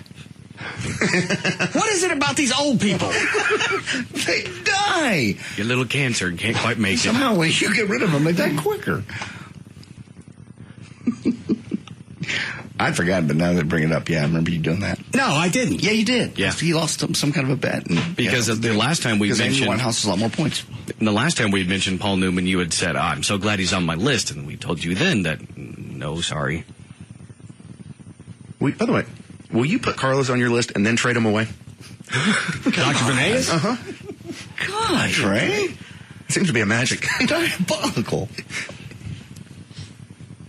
What does something like that pay me? Whew. I pay you $1,000 for that. Because you're right. Every time I trade somebody away... Their lifespan. Even... God! Robert Goulet! Oh, here we go on again. a ventilator. He's going to die. You traded him away. He lived up until that point with his own crap-ass lungs. They take his lungs out, they put him on a machine. What kind of pussy can't live until his new lungs come in? An old man. I trade him away, and less than 24 hours later, he decides to give up. You don't deserve a career. Let him go. He's an old guy on a ventilator. Who would trade an old man on a ventilator to anybody? I figured they stuck him on a machine. He was able to live up until old man ventilator. 60-some-odd years with his own brat-ass lungs. They take his lungs out. They put him on a machine. You think, all right, he's good to give away for somebody else because now you got something mechanical helping him out. You're just greedy. You wanted the reason you traded away Paul Newman. You wanted Amy Winehouse because it's a lot more points. I personally think you're still going to cash in on Amy Winehouse. Oh. Woo! Something else happened. Story over the weekend. Dan's got it. Yeah, I saw a video of her. Oh my God, she is. I mean, here, I got some pictures. This is just over the weekend. Now I saw one a couple of weeks ago. It was a profile shot, or a couple of her teeth were missing. Dan, do you have it? I have it here if you don't. She looks anemic. Oh, emaciated. I don't think she eats. I think she just does drugs. And there's one of the pictures that's really up close to her nose. She's just got something. It's either a booger or it's cocaine still in her nose. I realize how bad her complexion is. Oh, yeah. Oh, my God, I'm doing that much drugs. Well, that screw up each side of your face? I think so. Because that just looks like bad acne. And then you got this picture right here where you got the big white bug hanging. Well, the chances are she goes days at a time without bathing.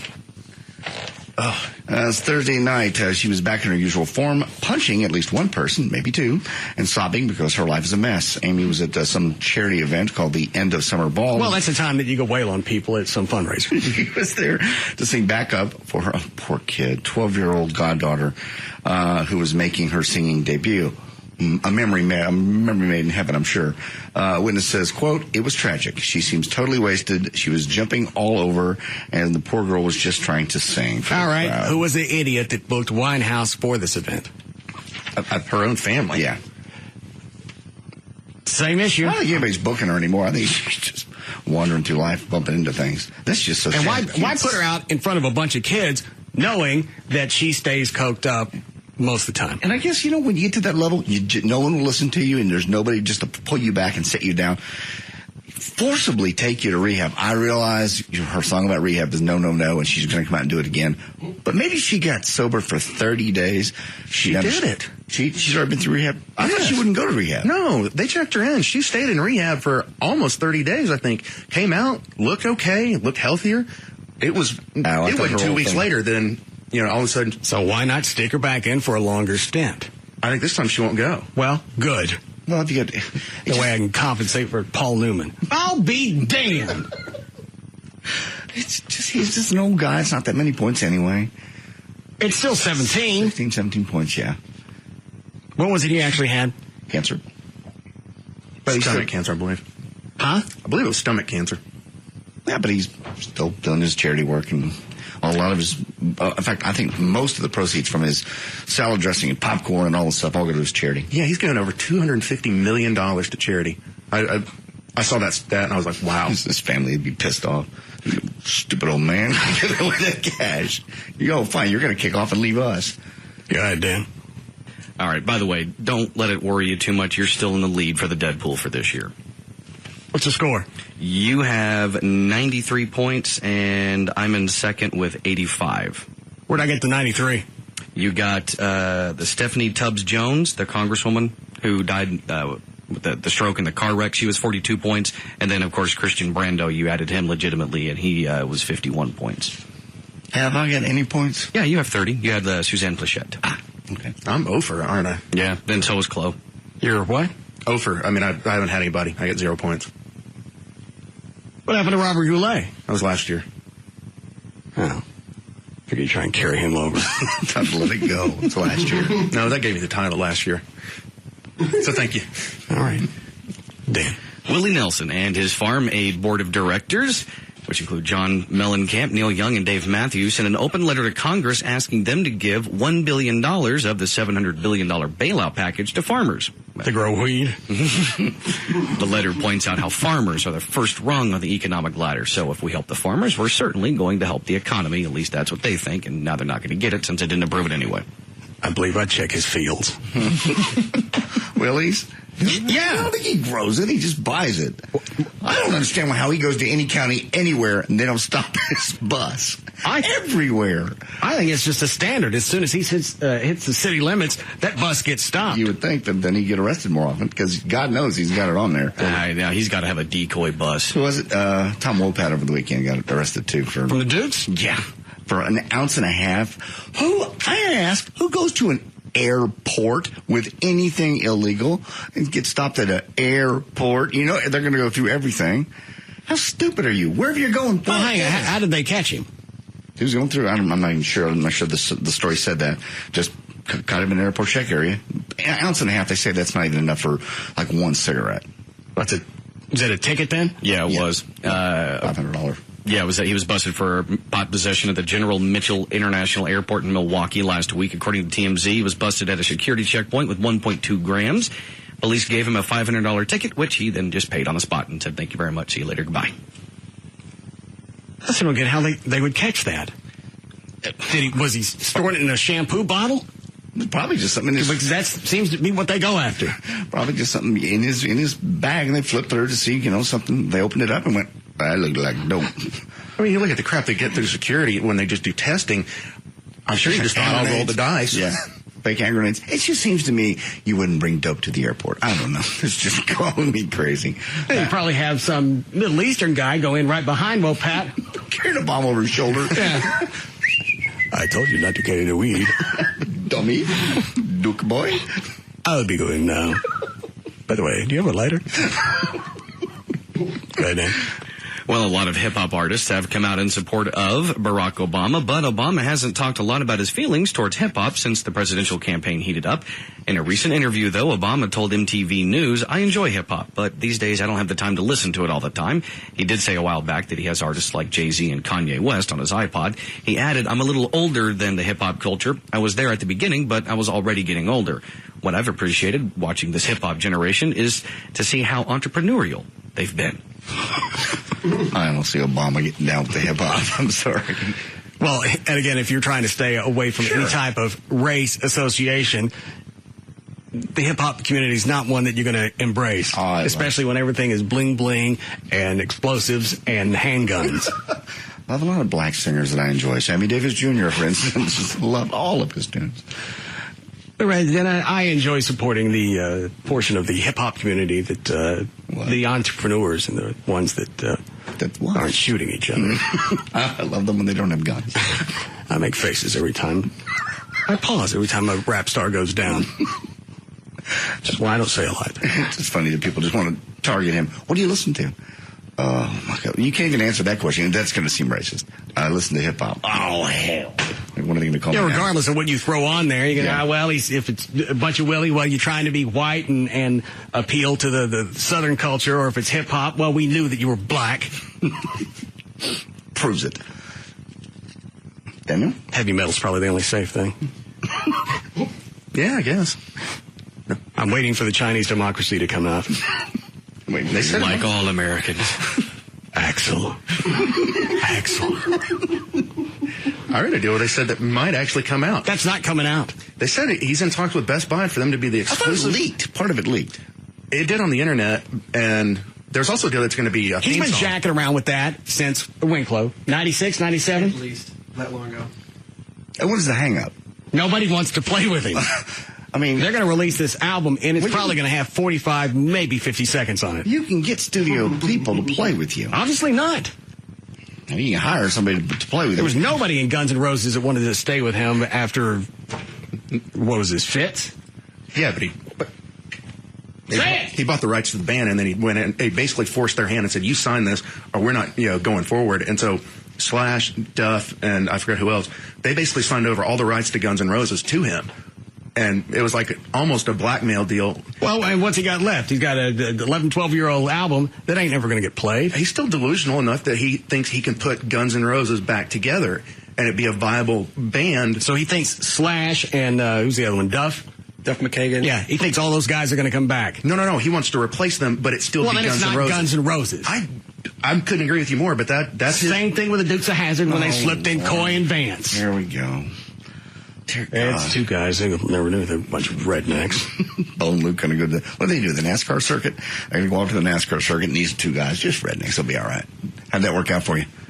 Yeah, that lasted like 6-7 episodes. God. Nobody's going to buy this album. I think people will. Well, by the time it comes out, it's already going to be classic rock. and the fans that you initially had back in the 90s have outgrown this. And also, too, they're going to be pissed off, too, just because he's been throwing all this stuff along and, treating other members of the band like trash. And, that's how bad... He'll not see a dime from me. Why doesn't he just make it a solo project and just forget Guns N' Roses? Oh, a friend of mine already has it. So has the entire album? Has the entire album. Well, why haven't you brought it up? Well, I keep forgetting to make a copy. I'll write a note to get a copy of it. See what it sounds like. All right. How long before we need a break? Yeah, no. You have anything good to end on? I'm searching. Ooh, Jerry Jones got fined by the NFL for mocking referees. What'd they fine him? $25,000. Is his house for sale? Set on that one. I haven't heard this one yet. I hope the Valpak comes in this week. Yeah, sniff that before you throw it out. Good. We'll be back to the Russ Martin Show.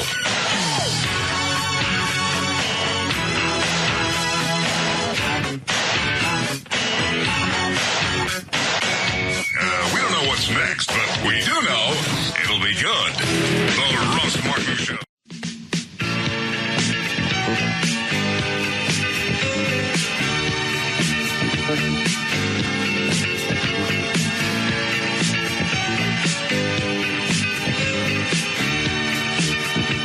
we're back to the Russ Martin Show.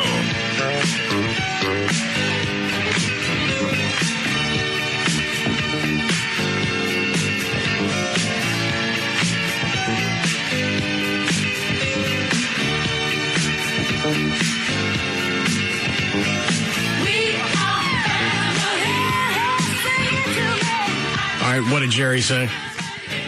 He criticized, 2 weeks ago, he criticized referee Ed Hockley for a blown call. And the NFL fined him for it because that's one of those things that's like a no-tolerance policy the NFL has. You don't criticize publicly. He got slapped with a $25,000 fine. It's actually the first time he's been fined in 20 years by the league. Why is it they can't give their opinion? Mark Cuban's going pussy. What Cuban get fined? He gets fined all the time. I think he gets record fines. Oh, he gets fined in the hundreds of thousands now. Yeah. And he still giggles. What? Why is it they can't give their opinion on the referees? Pretty much every sport, major sport, from the NHL, NFL, you do not criticize players, coaches, owners. You do not say anything about the referees, the official. Even if they've blown a call? Absolutely. You can take it up with the league, but you don't try it in the media.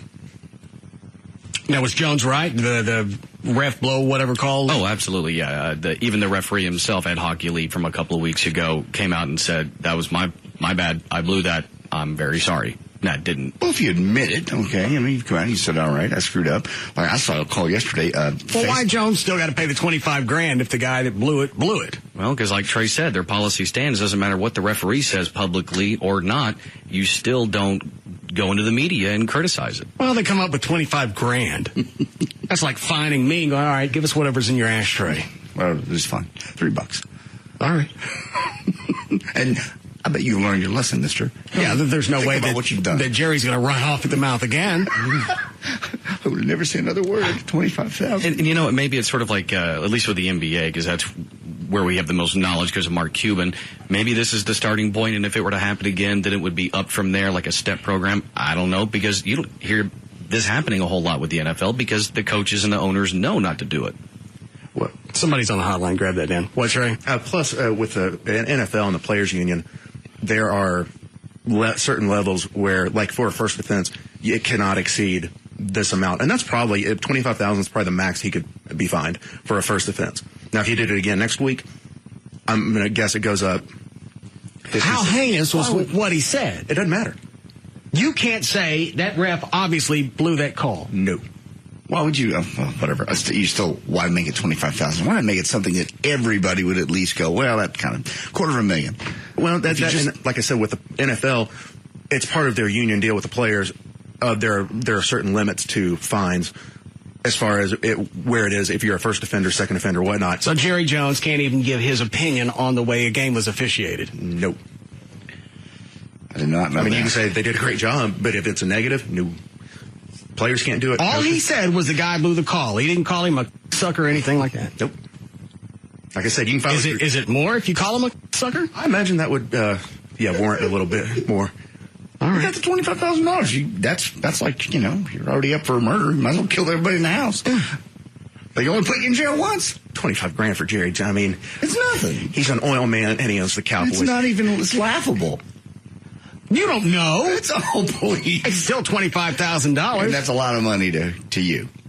Yeah. It is not. Used to be. Yeah, many, many decades ago. Russ has a yearning for nostalgia. We're going back to the 80s then. Go ahead, Dan. All right. Well, it's talking about, bailout stuff and banking issues. In the latest byproduct of the widening global financial crisis, Citigroup will acquire the banking operations of Wachovia. Great. In a deal facilitated by the Federal Deposit Insurance Corporation. What do you carry about Wachovia? Because my other part of my loan is with them. Well, it doesn't matter. They're just buying Wachovia. The Wachovia is not going under. You still got to pay your stuff. No. Yes. That makes no sense. It's not like Gavin. These people, when I signed my paperwork, it was with It doesn't matter whose name is on it. It's a promissory note. You promised to repay those funds. And they promised to take that money and do something right with it, and they didn't. It doesn't matter what they do with it. They don't have to assure you that we're going to invest this in prudent places. We loan you the money. You're going to pay that back at an interest rate. I will pay back who I originally had to deal with. And that's WAMU. They're gone. They're not gone. Well, they're not around anymore. That's what I heard. They've been... I saw it in the news. It didn't say that they weren't around. It said that they had been acquired. They now have the funds to continue to exist, and you still owe on that house. What kind of fool thinks like that? No paperwork with these new people. You still pay WAMU. Okay, I pay WAMU. Are they out of business? No, they're not out of business. They're still there. Have you gotten, short of the phone call you got from one of their loan officers asking if you were really going to stop paying your mortgage? Yeah. Have you seen anything that says they're out of business? I've certainly not seen anything that they're... I've watched the news. All right. Have you... And the news always gets it right. Have you gotten any paperwork from WAMU that said, hey, we're going belly up? No. That money that we loan you? Yeah. We're square. But everybody... Are we square? Fargo. No. I'll you know what? I'll pay him. I still think it's ridiculous. If we weren't going through this banking crisis, banks merge and sell to, get bought out. And then I get new paperwork that says so. And then when I do that, well, when you get that, you don't stop paying just because you're watching news reports and you think that your lender's gone out of business. They're taking a break. I'm taking a break. They're not taking a break. There's got to be a You really expect somebody from Washington Mutual to call you and say, look, we're having financial issues. Yeah. We're not paying the people that we owe. Yes. We're gonna keep the car. We're gonna call it square. You keep the house. Are we square? We're square. Then you're gonna have somebody from WAMU come out and run you through a wood chipper. All right, I'll pay him. That do you mean? Do I want to take one? Yeah, sure. Yes, Ray. Yes, I had a question for JD. Yes. Is this a bit or is he just really stupid? 2 questions. Okay. Confuse me. I have 2 questions then. All right. Is this a bit or No. is JD really that stupid? Yes. Do you watch the news? Do you see the fact that they're having problems? Why do I keep paying the same people? My deal was with them. They're not around. Well, it doesn't matter. I work for Fannie Mae, and you have to pay your mortgage. Well, I will to the people when they're open. They're not there anymore. It doesn't matter. Have you driven by Washington Mutual? They haven't had time to change the signs. Are the doors locked? No. They're still in business. They're there, but somebody else owns them. I got no paperwork for the people. You are absolutely right. Stop paying them. There's absolutely nothing that warrants you giving them any more money. Well, at least for a few months until John, don't pay them at all. Well, I'll pay them something. You're right. It'll probably fall through the cracks and everything will be fine. Okay. Well, then when I get paperwork... Then somebody from WAMU will call and go, are we square? When I get new paperwork, that's when I'll start paying them again. Yeah, about that time, you'll have a knock on your door. It'll be a constable serving you foreclosure notice. Surely they'll call me ahead of time and say, now here's the You don't seem to believe anybody. Here's the new... You're right. They'll call. They'll call and say, Mr. Ryan, are you home? Sweet. I'll be right over there with your papers. When I get new paperwork, that's when I'll start paying them again. Don't pay it at all. I'll pay it some. I realize I owe the money. It's an overall hose job. Don't give them a dime. I do understand I owe them. No, you don't understand anything. Meanwhile, while they're in flux, I'm in flux. They ain't in flux. You watch the news? They're in flux. No, Chase owns them now. I haven't had no paperwork with Chase. It doesn't matter. My house says Chase on it. Let him go. Yeah, you're right. Don't pay it. Okay. Don't give a dime to anybody. I'll wait. And if somebody from Chase comes up, you tell them, MF, I don't know you. I don't know them. I know my buddies at WAMU. And they told me before they went belly up, we're square. And then he took the Buick, and that was it. Do you have any credit cards with any of these banks? Let me think. No. Why? Why don't you open one and just stop paying on that? No. Probably get a decent rate right now with WAMU. Go ahead and finish, Dan. Big and strong with a face radiating pure joy, Julian sweeps his tail back and forth in a fast, smooth arc like a windshield wiper. But Julian, as happy a dog as you're likely to see, faces life with a couple of huge impediments. JD, do you have the rest of the story? Because it stops there for me. It does not stop there for you. It does. There's nothing there after that. He's big. He's black. And that means he's likely to wait far longer to be adopted than small, light-colored dogs. In the world of animal rescue, they call the phenomenon the black dog syndrome. For those that spend weeks and months on adoption lists for dogs that head off weeks that head off week after week to pet fairs and return only to be unclaimed. Animal Guardians, by the way. Well, we've talked about this story in the past. Well, this is only because Animal Guardians is going to actually have a black dog Barkapalooza coming up next Saturday at the PetSmart on Inwood Road, just north of Forest Lane in Dallas, to try to have just the blacks adopted. Black dogs adopted. Big black dogs remind many people of guard dogs. And if that's, menacing, and also in films, anytime they want to scare people, their dogs are black. Animal Guardians have more than 40 black dogs in their care currently. That's why we did the story. And their reasoning that they can't get adopted is what? Well, seriously, what? You're looking at me. I'm not looking at anything. I'm just dancing, waiting on it. No, waiting on anything. Blacks are harder to adopt because they don't do well in pictures. We've talked about this before. It's harder to take a picture of the black dogs. They don't look, their eyes don't look. What? We're talking about dogs. I understand. They don't look as loving and caring in pictures. So people have a tendency not to adopt the black dogs. That's all. I just thought this is cool that I got a black dog. I love him as much as the rest of them. Well, yeah, the people just tend not to adopt them. And so they're having a Barkapalooza. That's all. I thought it'd be a nice thing to promote.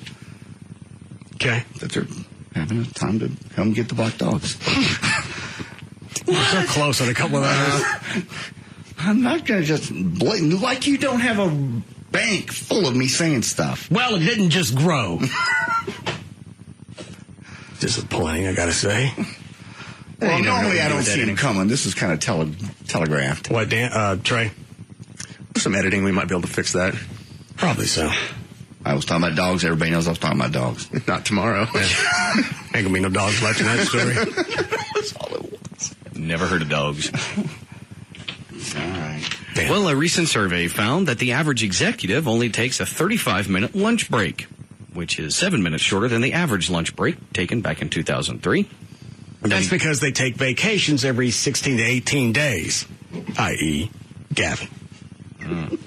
Then again, most executives are probably just happy if they get any time at all for lunch because according to the survey, the average executive works straight through with no lunch break, 3 days a week. That's because he's stuffed from vacation.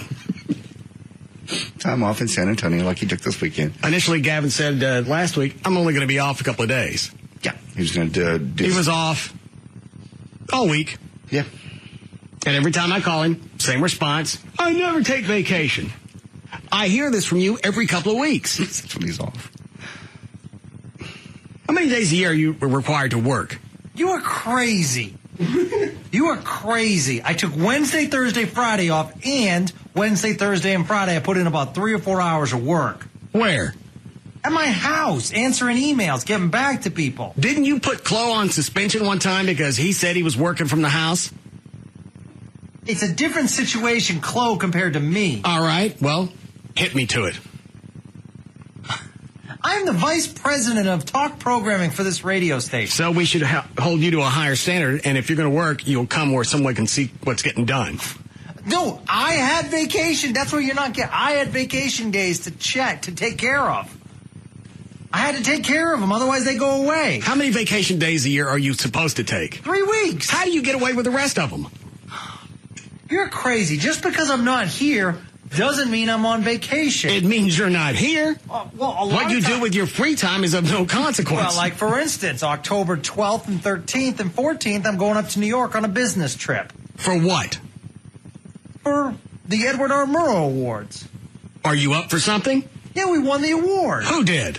KLLI. How? Because it's darn good news reporting. It's a national award. What did you win for which reporting series? Tornado coverage. How did you spin that? No pun. That was very simple. There were a couple touchdowns, so we covered it. Wait, everybody covered it. Everybody covered it. How was your coverage more compelling? It's tornado, touch it down. Because we had reporters on the scene. We're the only radio station that has a meteorologist who was covering it and talking about it. And so we submitted it, and we won local Murrow Awards, and that automatically gets submitted for a national Murrow Award, and we won it. So why do you have to go? Because I'm accepting the award. Why wouldn't the person that did the report accept the award, and you stop taking more free time based on somebody else's accolades? Oh, please. It's like... And you won this from who? Guy from Hill Street? No. Edward R. Murrow. I don't know what I'm thinking about. That's a very prestigious award.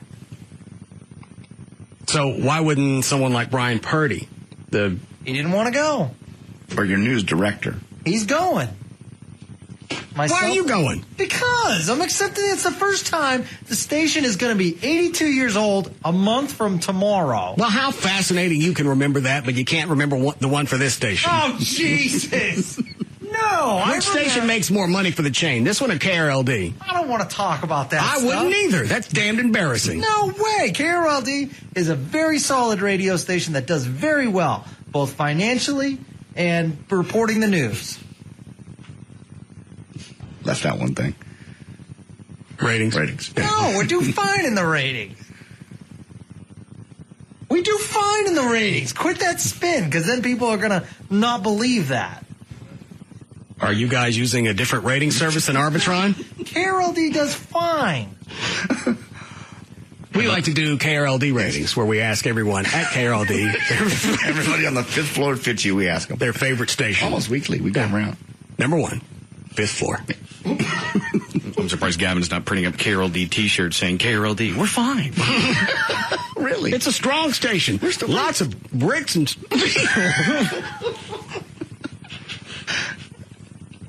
KRLD, we're on the air. 82 years, we're still here. It's that easy. So you're going to take more time off? I'm not taking time off. I'm going up there, and while I go up there, I'm going to do work. What are you going to do? I'm going to have lunch with CBS executives. And? I'm going to go to the award ceremony that night, and then I'm flying home the next morning. And since it's a long flight and delays and everything like that... Oh, there'll be delays. Especially as we detour his ass into some Eastern Bloc country. No. You're going to New York on what day? I'm not saying anything. The 12th. I'm never going. 12th. Okay, that'll be easy enough to find. Let's see, the 12th is a Sunday. And you coming back the 14th? Yeah, flying out on Sunday, one of my days off. Yeah. And I'm coming back the 14th. Okay. Yeah, you'll be on a plane the 14th. Mm-hmm. Long No, day. don't. Yeah, Don't. You ain't going to be here. No, that's not fair to my news director. You like camel spiders? Istanbul. What? Istanbul. Yeah. Istanbul, you're a news station. It's a very prestigious award. All right, well, congratulations. It's going to be a very prestigious flight. But it has nothing to do with time off. Yes, it does. You're always off. You use everything. You use NASCAR, the Dallas Stars. Doesn't matter what it is. Well, we got a broadcast from there, so I got to be there because I'm the producer. You got people that can already do that. You do that as a way to go and be a groupie, so you get to hang out with the NASCAR drivers. Even Eddie Gossage said there's no reason for you to be out there. Eddie Gossage doesn't even see me working on the inside. I'm wheeling and dealing, making relationships, getting guests. Making sure everything goes right, making sure they take breaks at proper time. While you're out there blowing all the drivers. Except that one chick. I am not. No, I don't even talk to the drivers. I don't get my picture taken with the drivers. I don't do anything with the drivers. You get your autographs. We get autographs for the station. And how many charity. NASCAR autographs do you have at home? I don't have any. I've seen him work out there, and he does running around, and he bothers all the drivers as they go through. But anybody can do that. There's no reason for Gavin to be out there. He does it because he's a NASCAR groupie, and he wants to go out there and hang behind the scenes and make him feel like he's worth something. I am worth something. Stop it with that. Dan, go ahead. All right, maybe he doesn't have autographs. What about it? Does he take pictures with them as soon as they're done? Mm-hmm. Well, there you go. Non-stop. Yeah, he brings up. You could probably go to his MySpace page, and most of them are going to be pictures of Gavin with NASCAR drivers and his big dick buddy. The reason he set up the studio where it is because it's right next to the garage, and he told me that. He goes, this is actually a closet, but I made it a studio because that way the drivers have to walk right by here, and I get to talk to all of them. He was very giddy about it, very happy. Oh, you guys need to go to the bathroom? It's right in here. It's right there. It's literally a closet. The studio is a closet, but he did it because it's right next to where all the drivers have to walk right by him. Well, he did that so he could be over here. Right there next to him as they're coming and going. Right. The media room is set up. You didn't want to be there because that's not where the drivers are. No. You groupies don't get off by hanging out in the media room. No, the drivers don't go through that room. Go ahead, Dan. After a shooting Saturday night that hospitalized one Brentwood, California teen, Brentwood police tased some of the victim's family who were interfering with assisting officers. The shooting occurred around 9:15 p.m. Police later arrived and began assisting the victim. The victim's family and friends gathered at the scene and interfered in the assisting officers' work. The officers then ordered the family members to step aside. Well, why was the family interfering with... They weren't in trouble. The family wasn't initially in trouble until they started interfering. Okay. Why did they decide to step in since the cops were there for them?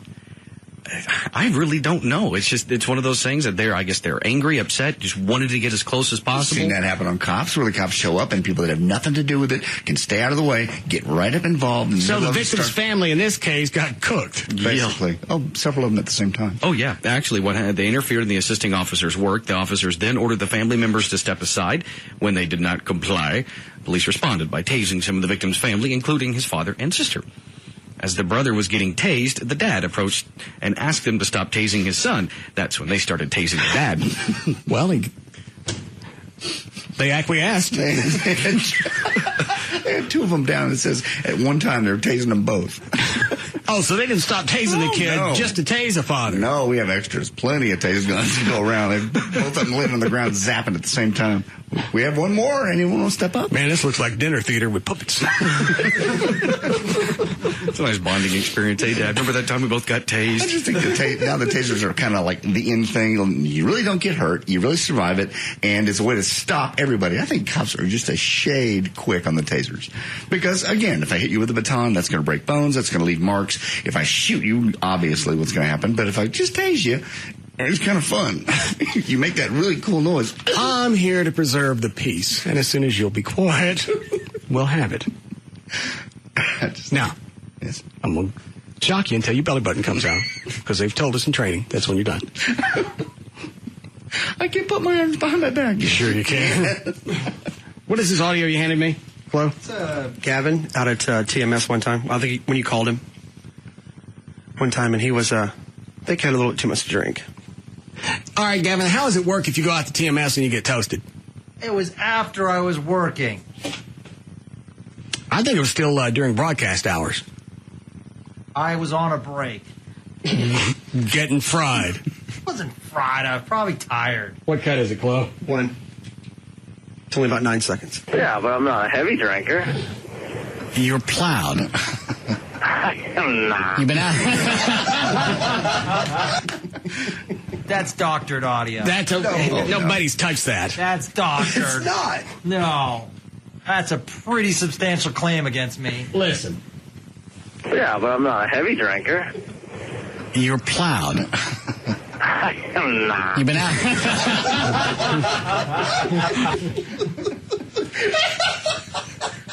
Dude, you're hammered.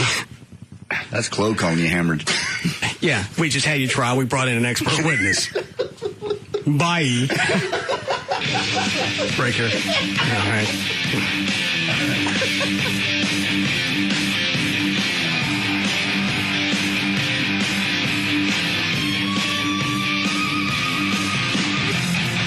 We'll be back to the Russ Martin Show.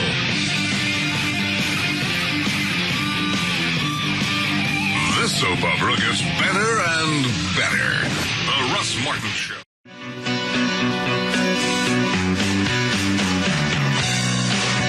We're back to the Russ Martin Show. I whooped Batman's ass. I whooped Batman's ass. I whooped Batman's ass. I whooped Batman's ass. I whooped Batman's ass.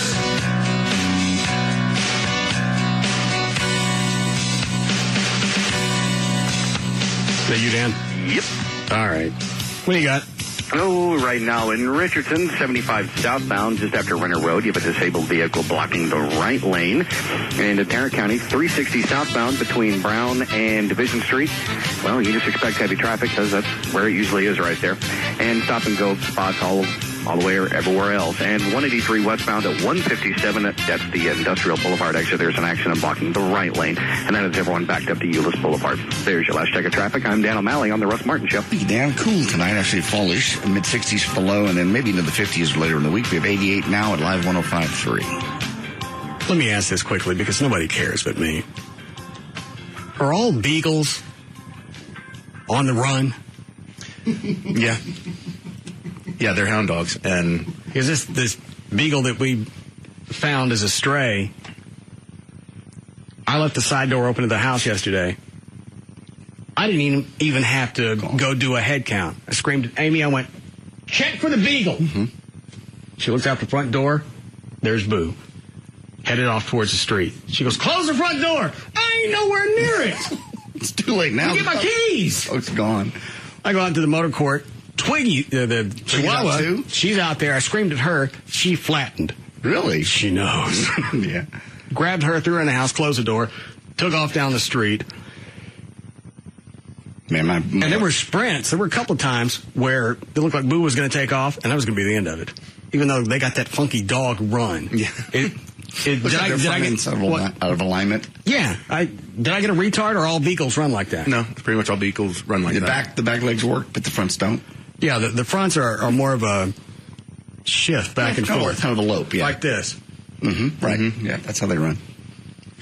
Man, Boo used to get out. My Boo used to get out and just, you get anywhere near that door, gone. Screaming at that dog. Dog, like, I'm loose. See ya. They're free. And you're screaming at her, Boo! Can't hear you. No. Sorry. God, that was aggravating. My ears are flapped down over my holes. I'm quite deep. And the wind is zipping by me as I'm running. There are too many new things out here for me to smell, and dealing with you ain't one of them.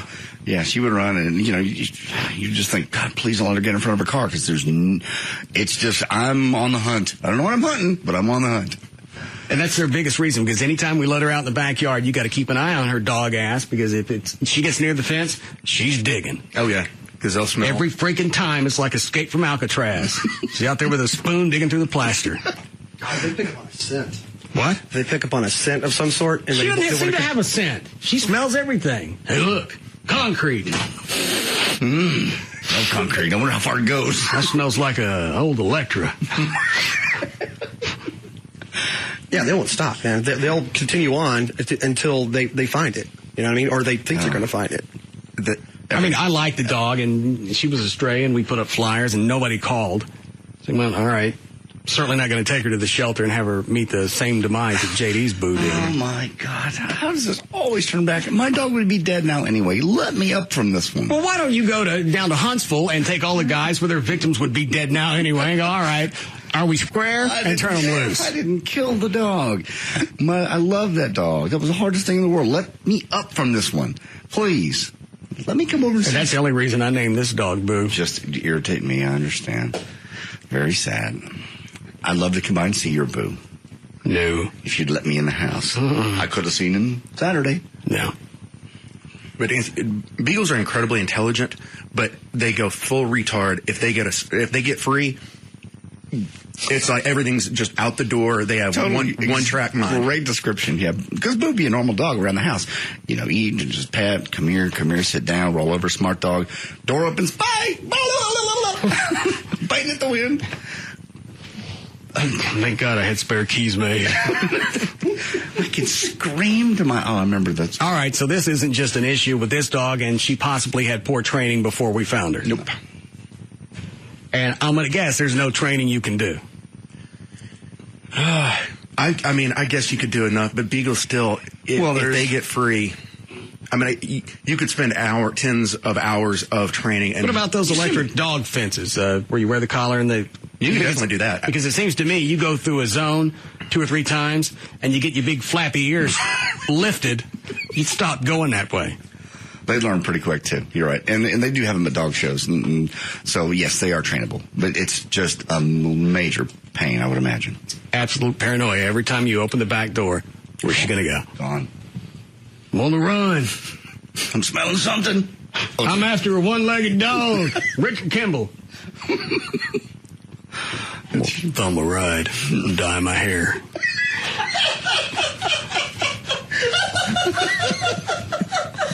And she goes absolutely deaf mute. Oh, yeah. That just something takes over them and scream at my dog. Yeah. You can yell at whatever, but until you get your hands on them, they are gone. And it's And she tried to take Twiggy with her. Come on, Twiggy, let's fled. Busting out of here. Door! I told you to hang on to that spork. Trust me, I smell it. We'll find it. What? Yeah, I'd say electric fence would probably be a good investment. I'm talking about the invisible one. Yeah, you do underground. You just bury those? Yes. Okay. You get within 5 feet of it and it's shocks you. What happens is if you get close to it, the dog will hear a beep. And then they're automatically going to test it. They hear a beep, then they get shocked. Then they know, they learn, I hear that beep, back away. Okay. What does it cost? Oh, I think a couple $100. What about some cattle wire? Some cattle wire? Yeah. The electrodes on them. Like an electric fence? Yeah. No. Why would you want to do that to a dog? You can just do the little shock. I would imagine the shock This would be funnier to watch. Well, yeah. I would go smart ass. These ears will make me fly. All right, so I'm screwed on this. Yeah, you got okay. a beagle. All right, thank you. Want to take any of those, Dan? Line 3, I hadn't heard of that about beagles before. Yes, Tom. Russ. Yeah. You know that in Europe they have bred beagles for a long time to hunt truffles, and that's what they do is they dig down in the ground and dig up tubers and other stuff that's edible, specifically truffles. So the digging isn't just to get out; it's something that's bred. Yeah, they're smelling something in the ground and they're trying to dig that up. Okay, thanks. Because at one point I even took cayenne pepper and sprinkled it around the edge of the fence. That bitch don't care. Really? I love Mexican. Spicy. Come, Twiggy. Here's the way out. Arriba. I can drive. $5. Yeah. I know this one topless bar. You and I can get 2 blowjobs. All right, Dan. Go ahead. A hug has landed an Iowa City man in hot water. He thought a police officer just needed a hug. So now he faces several charges, including assault on a peace officer and public intoxication. Because he hugged the guy? Chick, police say 21-year-old Luke Schroeder was arrested on Saturday, according to reports. Schroeder ran up to the officer, stuck out his arms. The officer told him to get away, but Schroeder didn't take the hint and embraced the officer. When the officer told him to put his hands behind his back, he refused. Well. And then he was handcuffed. Actually, I'm wrong. I assumed it was a female, but it doesn't say. Sometimes. For all the support police and fire are looking for, somebody just wants to give you a hug. You just put my arms out. Support me from 5 feet away, would you? So he got arrested for a hug. Cop told him not to. How is that threatening the police officer? You don't really know what they want. Well, I guess you don't know if they have weapons. How do you know if this guy comes up and hugs you and someone sneaks up behind you? Well, plus, this guy was toasted, right? Oh, yeah. Well, you get public intox anyway, but I would think a hug would be okay. Huggy bear. I'll try that next time I get stopped in DFW airport. You just need a hug. You just need to lay down. Never mind. What? Nothing. Go ahead. All right. State attorneys say John Lavoie should be forever barred from the massage business because he ran a house of prostitution camouflaged as a church. Man, that's taken outside the box. But in his latest court argument, the Tucson man says he hired women at Angel's Heaven Relaxation Spa near University Medical Center not to sell sex, but to comfort the afflicted through the religious act of laying on of hands. And that's what you try to get away with this. That's the MO. No, laying on hands is just helping somebody. You lay your hands on them and you channel the powers of God through these people. Through their clothes. Healing. Yeah, through their head and their clothes, not with their clothes off. Well, if there's no clothes, then technically you're closer to God's... it doesn't make any sense. You're closer to going to jail. So he was doing hands-on healing and... Yeah, he had his women doing that for the clients. A jury found against Lavoie July 30th on all 22 counts he faced of racketeering, money laundering, and other offenses related to prostitution and a civil forfeiture. A proceeding that lets the government, of course, confiscate assets if it can show they were obtained through a criminal enterprise. Lavoie, who testified he's the pastor of the Church of Liberty, has every right under the First Amendment to freely exercise his religion, which religion includes offering comfort through the laying on of hands. Alex Mahone. But you know what? Really, you've got more respect for him because when they came in and they gave the cash, they got something in return. A lot of what? Legitimate churches will take the cash and you don't get dick. They don't make you give that cash. Nobody ever passes the plate around and says give. There are a lot of times, churches in the past, evangelists, you send in prayer requests, and they promise, I'm going to take each one of these, I'm going to lay my hand on it, I'm going to pray for you, and those ended up in the dumpster. At least these people got hand jobs. Clearly there's people that break the law by telling you I'll pray for you and they don't, but still. But this was then more. Call it what it is. It's a prostitution ring. It's not a church. You can't prove what my religion religion dictates, and you certainly can't ask. I don't believe any religion ever. Well, never mind. Go ahead, say it, and then I'll throw in the punchline. Any religion ever allows you to touch somebody sexually. Catholics. Stand corrected. All right. Go ahead, Dan. All right. Well, this out of Douglas County, Georgia. Douglas County dispatchers are seeing a surge in 911 calls, but they said the calls aren't emergency related.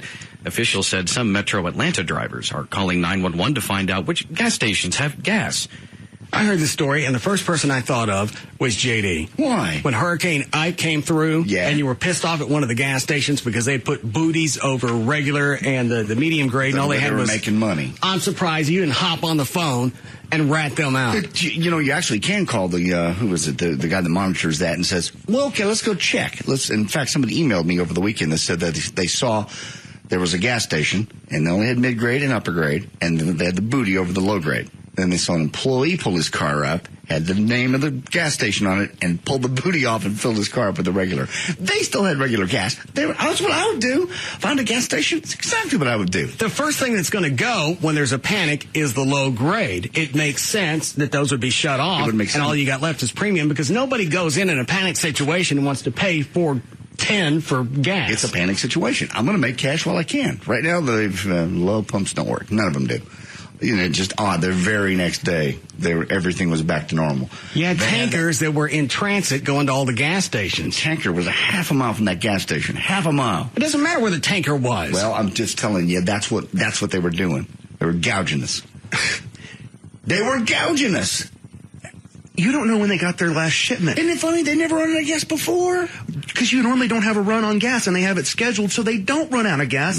Why is it you don't want to pay for anything? I do. And you want money back from the government you don't deserve. I deserve that money. I put money in, and I deserve money out. Well, we got that, tax stimulus. That stimulation plan. Mm-hmm. People got checks. You expected that. You made too much. Well, you wanted that. Okay. Now you don't want to pay for your mortgage because you think WAMU's going belly up, which they're not. Somebody else now owns my loan, and I don't have any paperwork. I don't even have a phone number to those people. So I will pay when I know who the money's going to. I buy gas. You tell me you really thought they didn't have regular gas? I didn't care if they had regular or not. I drove a half a mile up the street. I found a station that still had regular, and I got it. I just figured the word. I didn't run inside and start chewing the clerk. I know you got regular. You know they did. Open it up. You know they. Everybody freeze!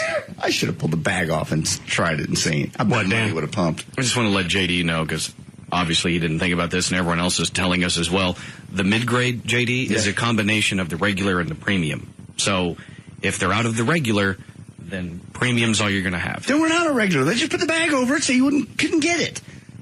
They wanted you to buy the more expensive gas, and they knew you were in a panic situation because they knew the hurricane was coming. The panic situation caused the regular to be out. Not everybody lives in a state of paranoia. It was all about making the money that weekend because they knew the hurricane was coming. And they went, put the bags out. We got plenty of How many emails did you get telling you to go fill up with gas? There's going to be a gas shortage. I got a few. Okay. Quite a few. Everyone did. And half the people believed them. Of course. They go and they have to buy the expensive gas. Don't you people see this? What? They have to buy the expensive gas because I put the baggie over the cheap one. You're not listening to what Trey just said. People go out and they pump all the low grade because that's the cheapest stuff. You don't immediately go. You don't know what happened first. You don't either. And common sense leans in my direction. And we didn't go to the moon, so get off me. Oh, Jesus. It's amazing the crap you'll believe just based on speculation. I show you proof, and you won't buy it. What? Proof about the moon? We can go to the moon. You know dang well we went to the moon. You know we went to the moon. You know it. Not even good photographs. Not even a good stage set. So you think got it no was- money for stars. If it was fake, Tell him it was too bright. the pictures would be perfect if it was fake.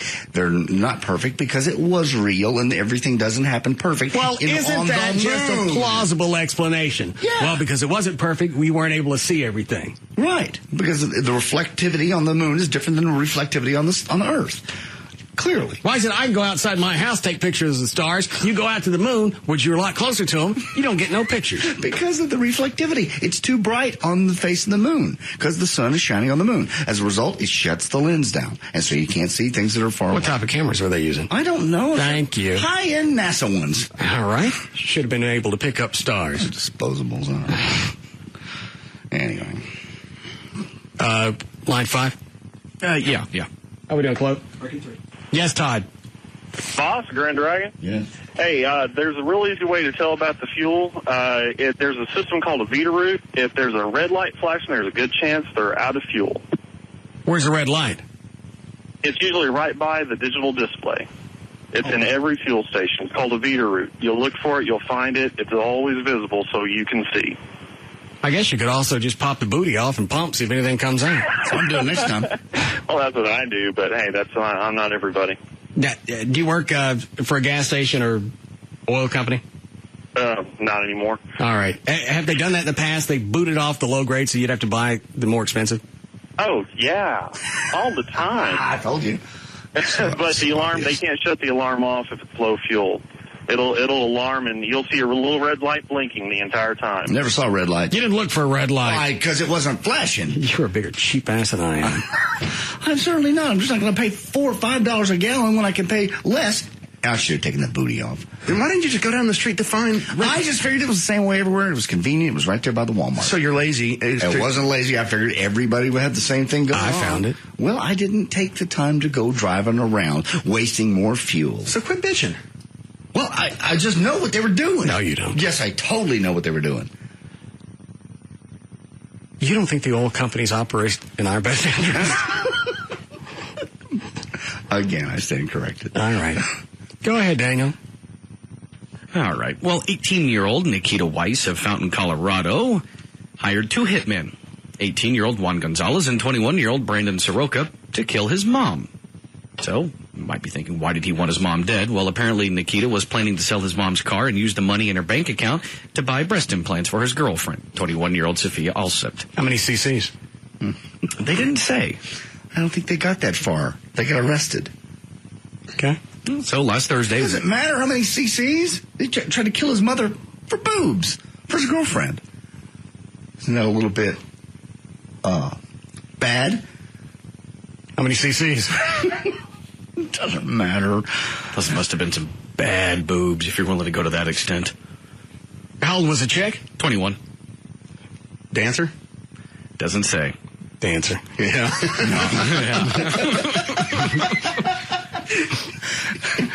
I'll just say yes. All right. You want a break here? All right.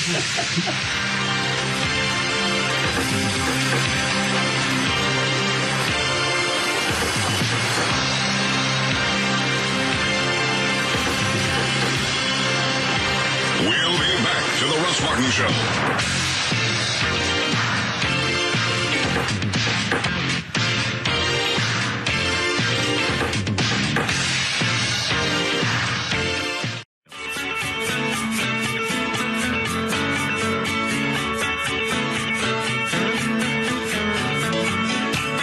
We're back to the Russ Martin Show.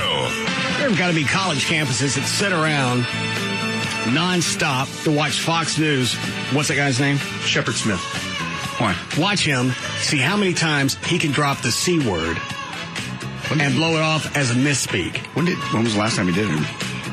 About a minute and a half ago. Chloe and I were watching Fox in here about the bailout, and he's talking to an expert. And he just drops the C word on her? On the guy. Oh, on the guy. Even worse. Instead of playing Hi Bob. Yeah. Well, everybody gets together and you play hike. You can Is tell. that the guy with all the makeup? The one with the mascara. Okay. He's done it with J-Lo and seen Blowjob and dropped the C word someplace else. I forget where it was. But it's just a misspeak. He's not really using it. I think he's doing it on purpose. Like See when how I- many times he can slip it in. When I slipped it in, I was using... Well, when you called Hillary the C word, you said it just complete stream of consciousness. Right. And not one complaint or phone call. No one got it. No one in here. No one on the phone. It was just... I just still It can't was believe I just... said that. It was just too right. All right, here's Shepard Smith. Okay. We saw activity by the Fed today, and I don't have to go into details what they did. Of course, they can take responsive action. The Fed and countries around the world fed in Okay. You can get away with that when you just stop a word that you're trying to say, the whole country word. No, if I replay it, I got to go back and bleep it. Yeah. No, because you're doing it on purpose. He did it as an accident. It was a mistake. Still was broadcast. The only upside for them is they're on cable, and the FCC isn't as ugly about things like that. If I was trying to say the word country and stopped... I'd be dangerously careful if I were you. I'm just saying. Trey, did you keep any audio of Shepard? Did you pull some at one time of... I'll have to go. Was that you, JD? I had it a long time ago. I don't have any more, though. So the answer from both of you is no. No. Okay. Me, I drop it. I'm going to get a $75,000 fine from the FCC. Yes. Even though I misspoke. I think if you misspeak... He ain't misspeaking. He's doing this because he knows he's got colleges watching and they want to get drunk. We saw activity by the Fed today, and I don't have to go into details what they did. Of course, they can take responsive action. The Fed and countries around the world fed in God, that's not even... No. It's so bold. Not even context. I mean, he just accidentally said it. Well, he was trying to say country and decided I ain't got time for that whole word. Did he just keep on moving? Did he know what he had done, or? I think he did because he stumbles. Here, I'll start it again. We saw activity by the Fed today, and I don't have to go into details what they did. Of course, they can take responsive action. The Fed and countries around the world fed in putting money in it. Didn't do anything. Right.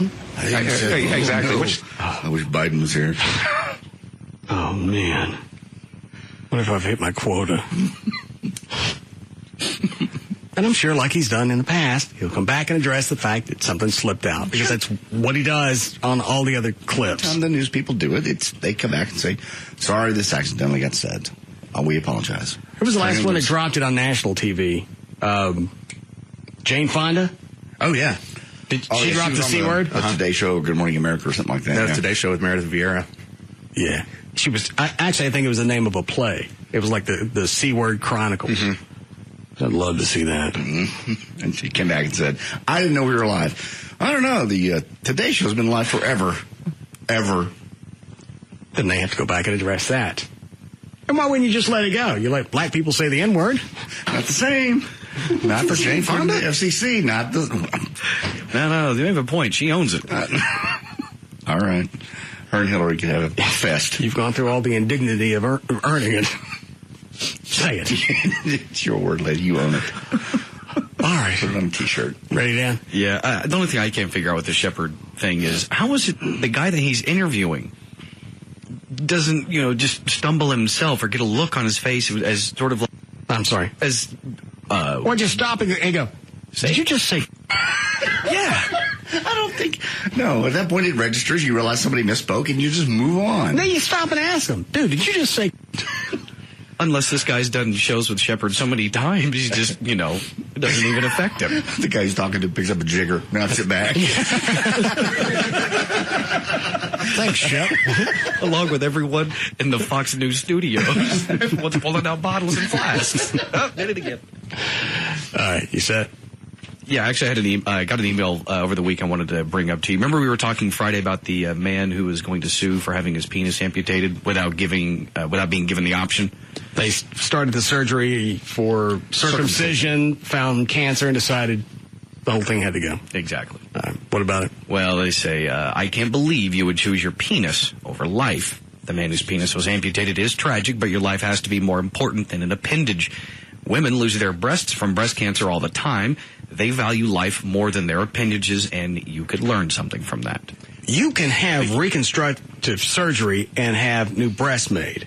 And I believe with the current technology, they look pretty good. Absolutely. You're not going to be able to go back, and even if you could go back and reconstruct the penis, it's not going to be mine, and it's not going to be real, and I'm not going to be a dude. You're going to be dead. You'd rather be dead. That just still kills me. You'd actually end your life over your penis. It's just... That's my hood ornament. I understand. That's very important. I'm not trying to dismiss it, but you would rather be dead? That's what makes me male. My penis. And if I don't have it, male without I don't have my manhood. Dear, that's not true. You'll be a male either way. I'll be a eunuch. No. I don't want to be a eunuch. No, to look at you, no one will know any different. The only person who knows you. You go pick up some chick, they're going to find out sooner or later when all you can do is scissors. Clearly, sex is out of the question, but you're still alive. People, like I said, it's cancer is going to kill you. As big of a freak as you are, the thought you could never have... Awful. Oh, it'd be horrible. I'm not saying it'd be, that's okay. It'd be tragic. But I'd rather have that gone and still be alive than just everybody knowing that, you got no crank. I would hope they would just feel sorry for me that I had cancer, and it was better than dying. But every time you met somebody, they'd know that you got nothing hanging but balls. There's nothing I can do about that. You drop your pants, you look like a trailer hitch on a Chevy. Chances are, you're right. You become a bar trick, and people go, drop your show them, well, you look like that. Show them your hatchet wound, gash man. Yeah, probably wouldn't go out to the bars very often. No, you obviously wouldn't be dating and doing things like that. Your life would change, just like it would if you were in a wheelchair. Your life changes. If your penis no longer works, if you're paraplegic. But you still have your penis. Exactly. It doesn't have to work. It's still there, and they have... it's the same thing. But they have certain things they can do to make it work. It's a symbol. It's a symbol. Like the stars and stripes. Oh, my God. You're not going to say a penis is like our... For a man, it is. It's a symbol. It's very important. It's not as important as my life. Watch my kids grow up and everything else. I can still travel. I can still have one. You can travel to all these fabulous countries with no penis. Well, yeah, I could travel and have a life without a penis. Yeah, but you'd be traveling to all these places wishing, gee, I wish my penis was here. Because you're still going to have a sex drive. Well, I think that goes away after a while. I would think it would.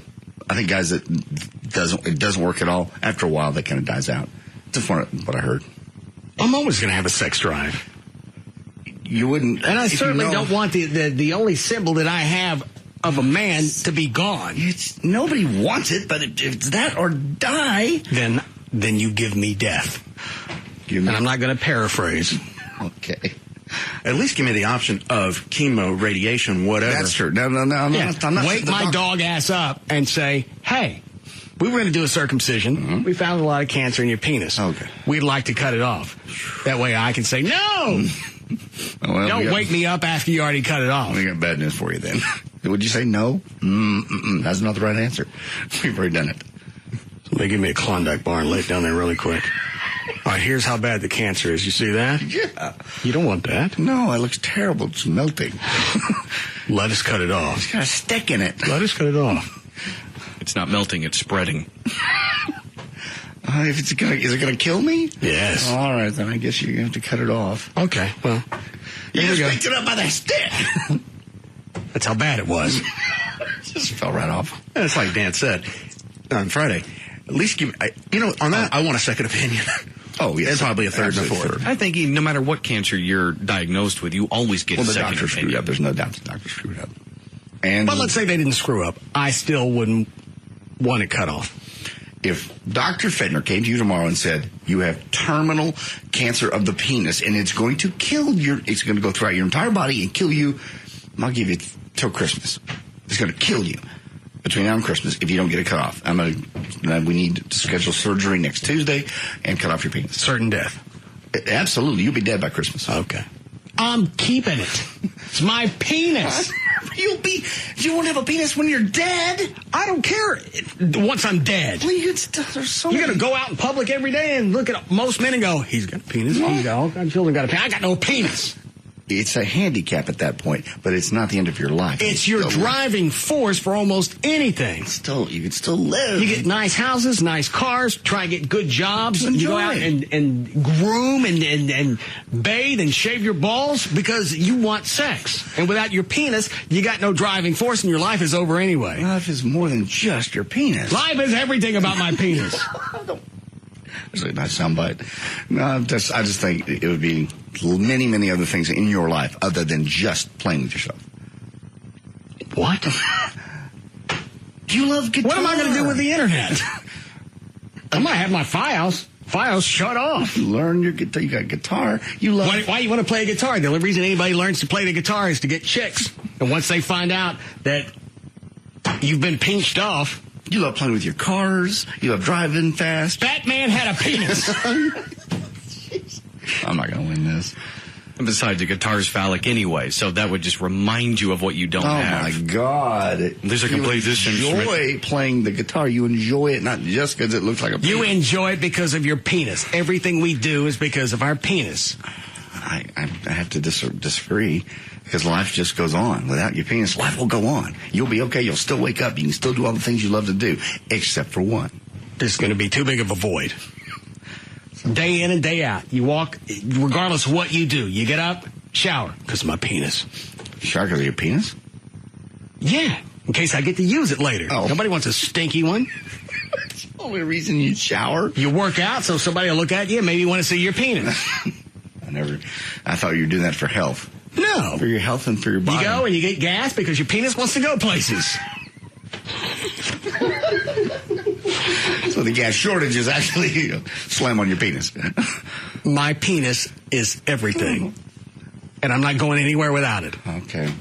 Then you would have to die, I guess. That would be a very sad choice to make over life. The only reason we have a penis is to be able to reproduce. And I can't do that. And then I failed as a human being if I don't have it. You're not going to reproduce anyway. You've had it cut. It's still there. And they don't know that. You do have a point. And from what I've heard, it still burns. That's way too much information. Well, you've had a vasectomy, nothing comes out? Mm-hmm. Oh, no, not a drop. No. Keep your peepers open. Well, look at that. Something must have sprung a leak. Looks like I got a soaker hose. My bad. Jesus. We need a break? Yes. All right.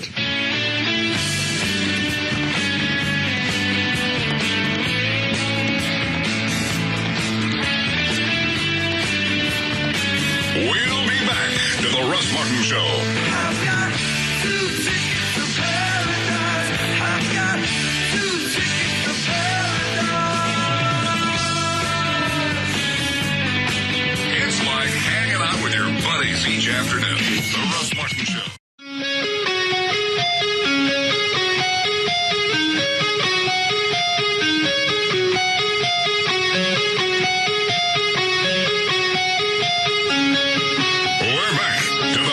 Martin Show.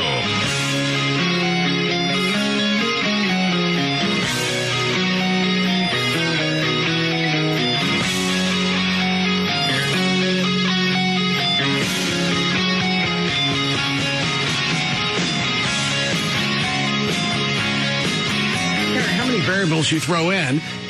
No. It's still life. You still have your body. You're a lot more than just your wiener. I am not. You certainly are. It's the driving force behind everything I'm not you saying do. it's a good thing. I'm not saying anyone goes in there electively, but if it's that or die, I just don't get it. I'm sorry. Then I'm out because everything else that I... Life's about travel. Life's about It's hot about cars. travel so you can look at chicks. And you can't look at chicks because you know there's nothing you... Even if you didn't have a chance with them, there's nothing you can do because all you got left is your hatchet hole. You still love cars, you still love guitars, you love music, You you love concerts. cars because you're a man, and it's an extension of your manhood. And I'm not driving a hybrid. I understand. I mean, and you couldn't, even if you found a woman who was like, okay, I love you for you. How about that? Okay, but you're wanting to be romantic with her and whatnot. You still have your balls. You're still going to get turned on. Well, no, that'd be horrible. I know that would be very Then frustrating. your front hole's going to start pooching, and you're going to be SOL. You could still pleasure her. What? You can still pleasure her, and you have sex. You're just not going to have the release. I mean, even as a paraplegic or quadriplegic, you can still have sex. I thought they didn't work. If you don't work down there, you don't work at all. No, it's an involuntary response. Even Christopher Reeve could still have sex. Get some type of shot? Yeah, it's a shot. Injection. I know that. Well, it doesn't matter. It does. It's just hard to believe you literally would be dead versus just... I would have them cut my penis away from me and try and save it. Take me, leave it. I hope he goes on to leave a full and happy life. I miss you. I'm sure they could probably do, if that worst case scenario, they would probably do some kind of a transfer. Find somebody that just died. Like a transplant? Yeah, transplant. I'm sure they could do that. As long as you're still alive and whoever it is just freshly dead. I think at that point, I don't care where it comes from. Yeah, I don't care what color it is or anything else. Just ain't you got no donkeys outside? At least there's an upside to this. No. I'm putting a donkey wing on What you. about them bionics? Can't you build one of them? No, that was a TV show. Give me one with them zoom eyes on it. And every time you get excited. Yeah. Well, the damn thing jumped the fence again. Killed the neighbor's dog. Jeez. It's fast. Last time that didn't happen, it didn't come back for 2 weeks. No. Had to put up ads in the paper. Milk cartons. Have you seen this?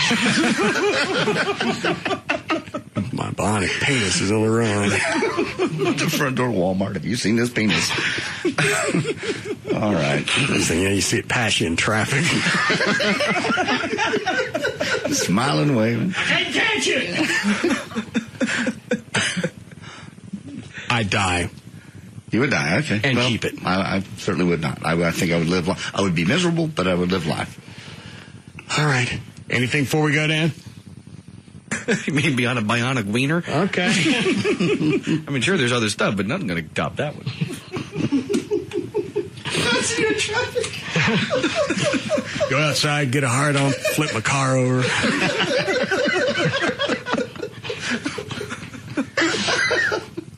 Having sex with a chick, get you boner, fling them up into the ceiling. You have like 12, 16 chicks stuck to the... Sorry, baby.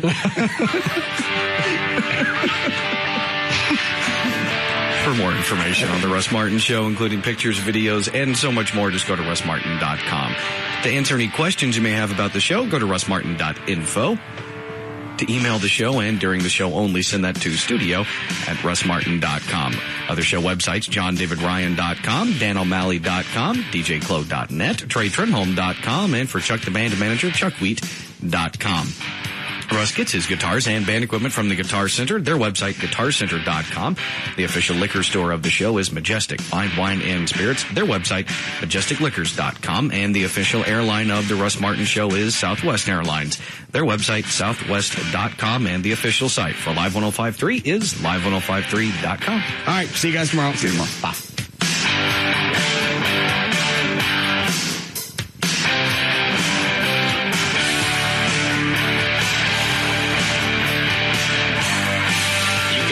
Listen to The Russ Martin Show anytime you want on the web at russmartin.info.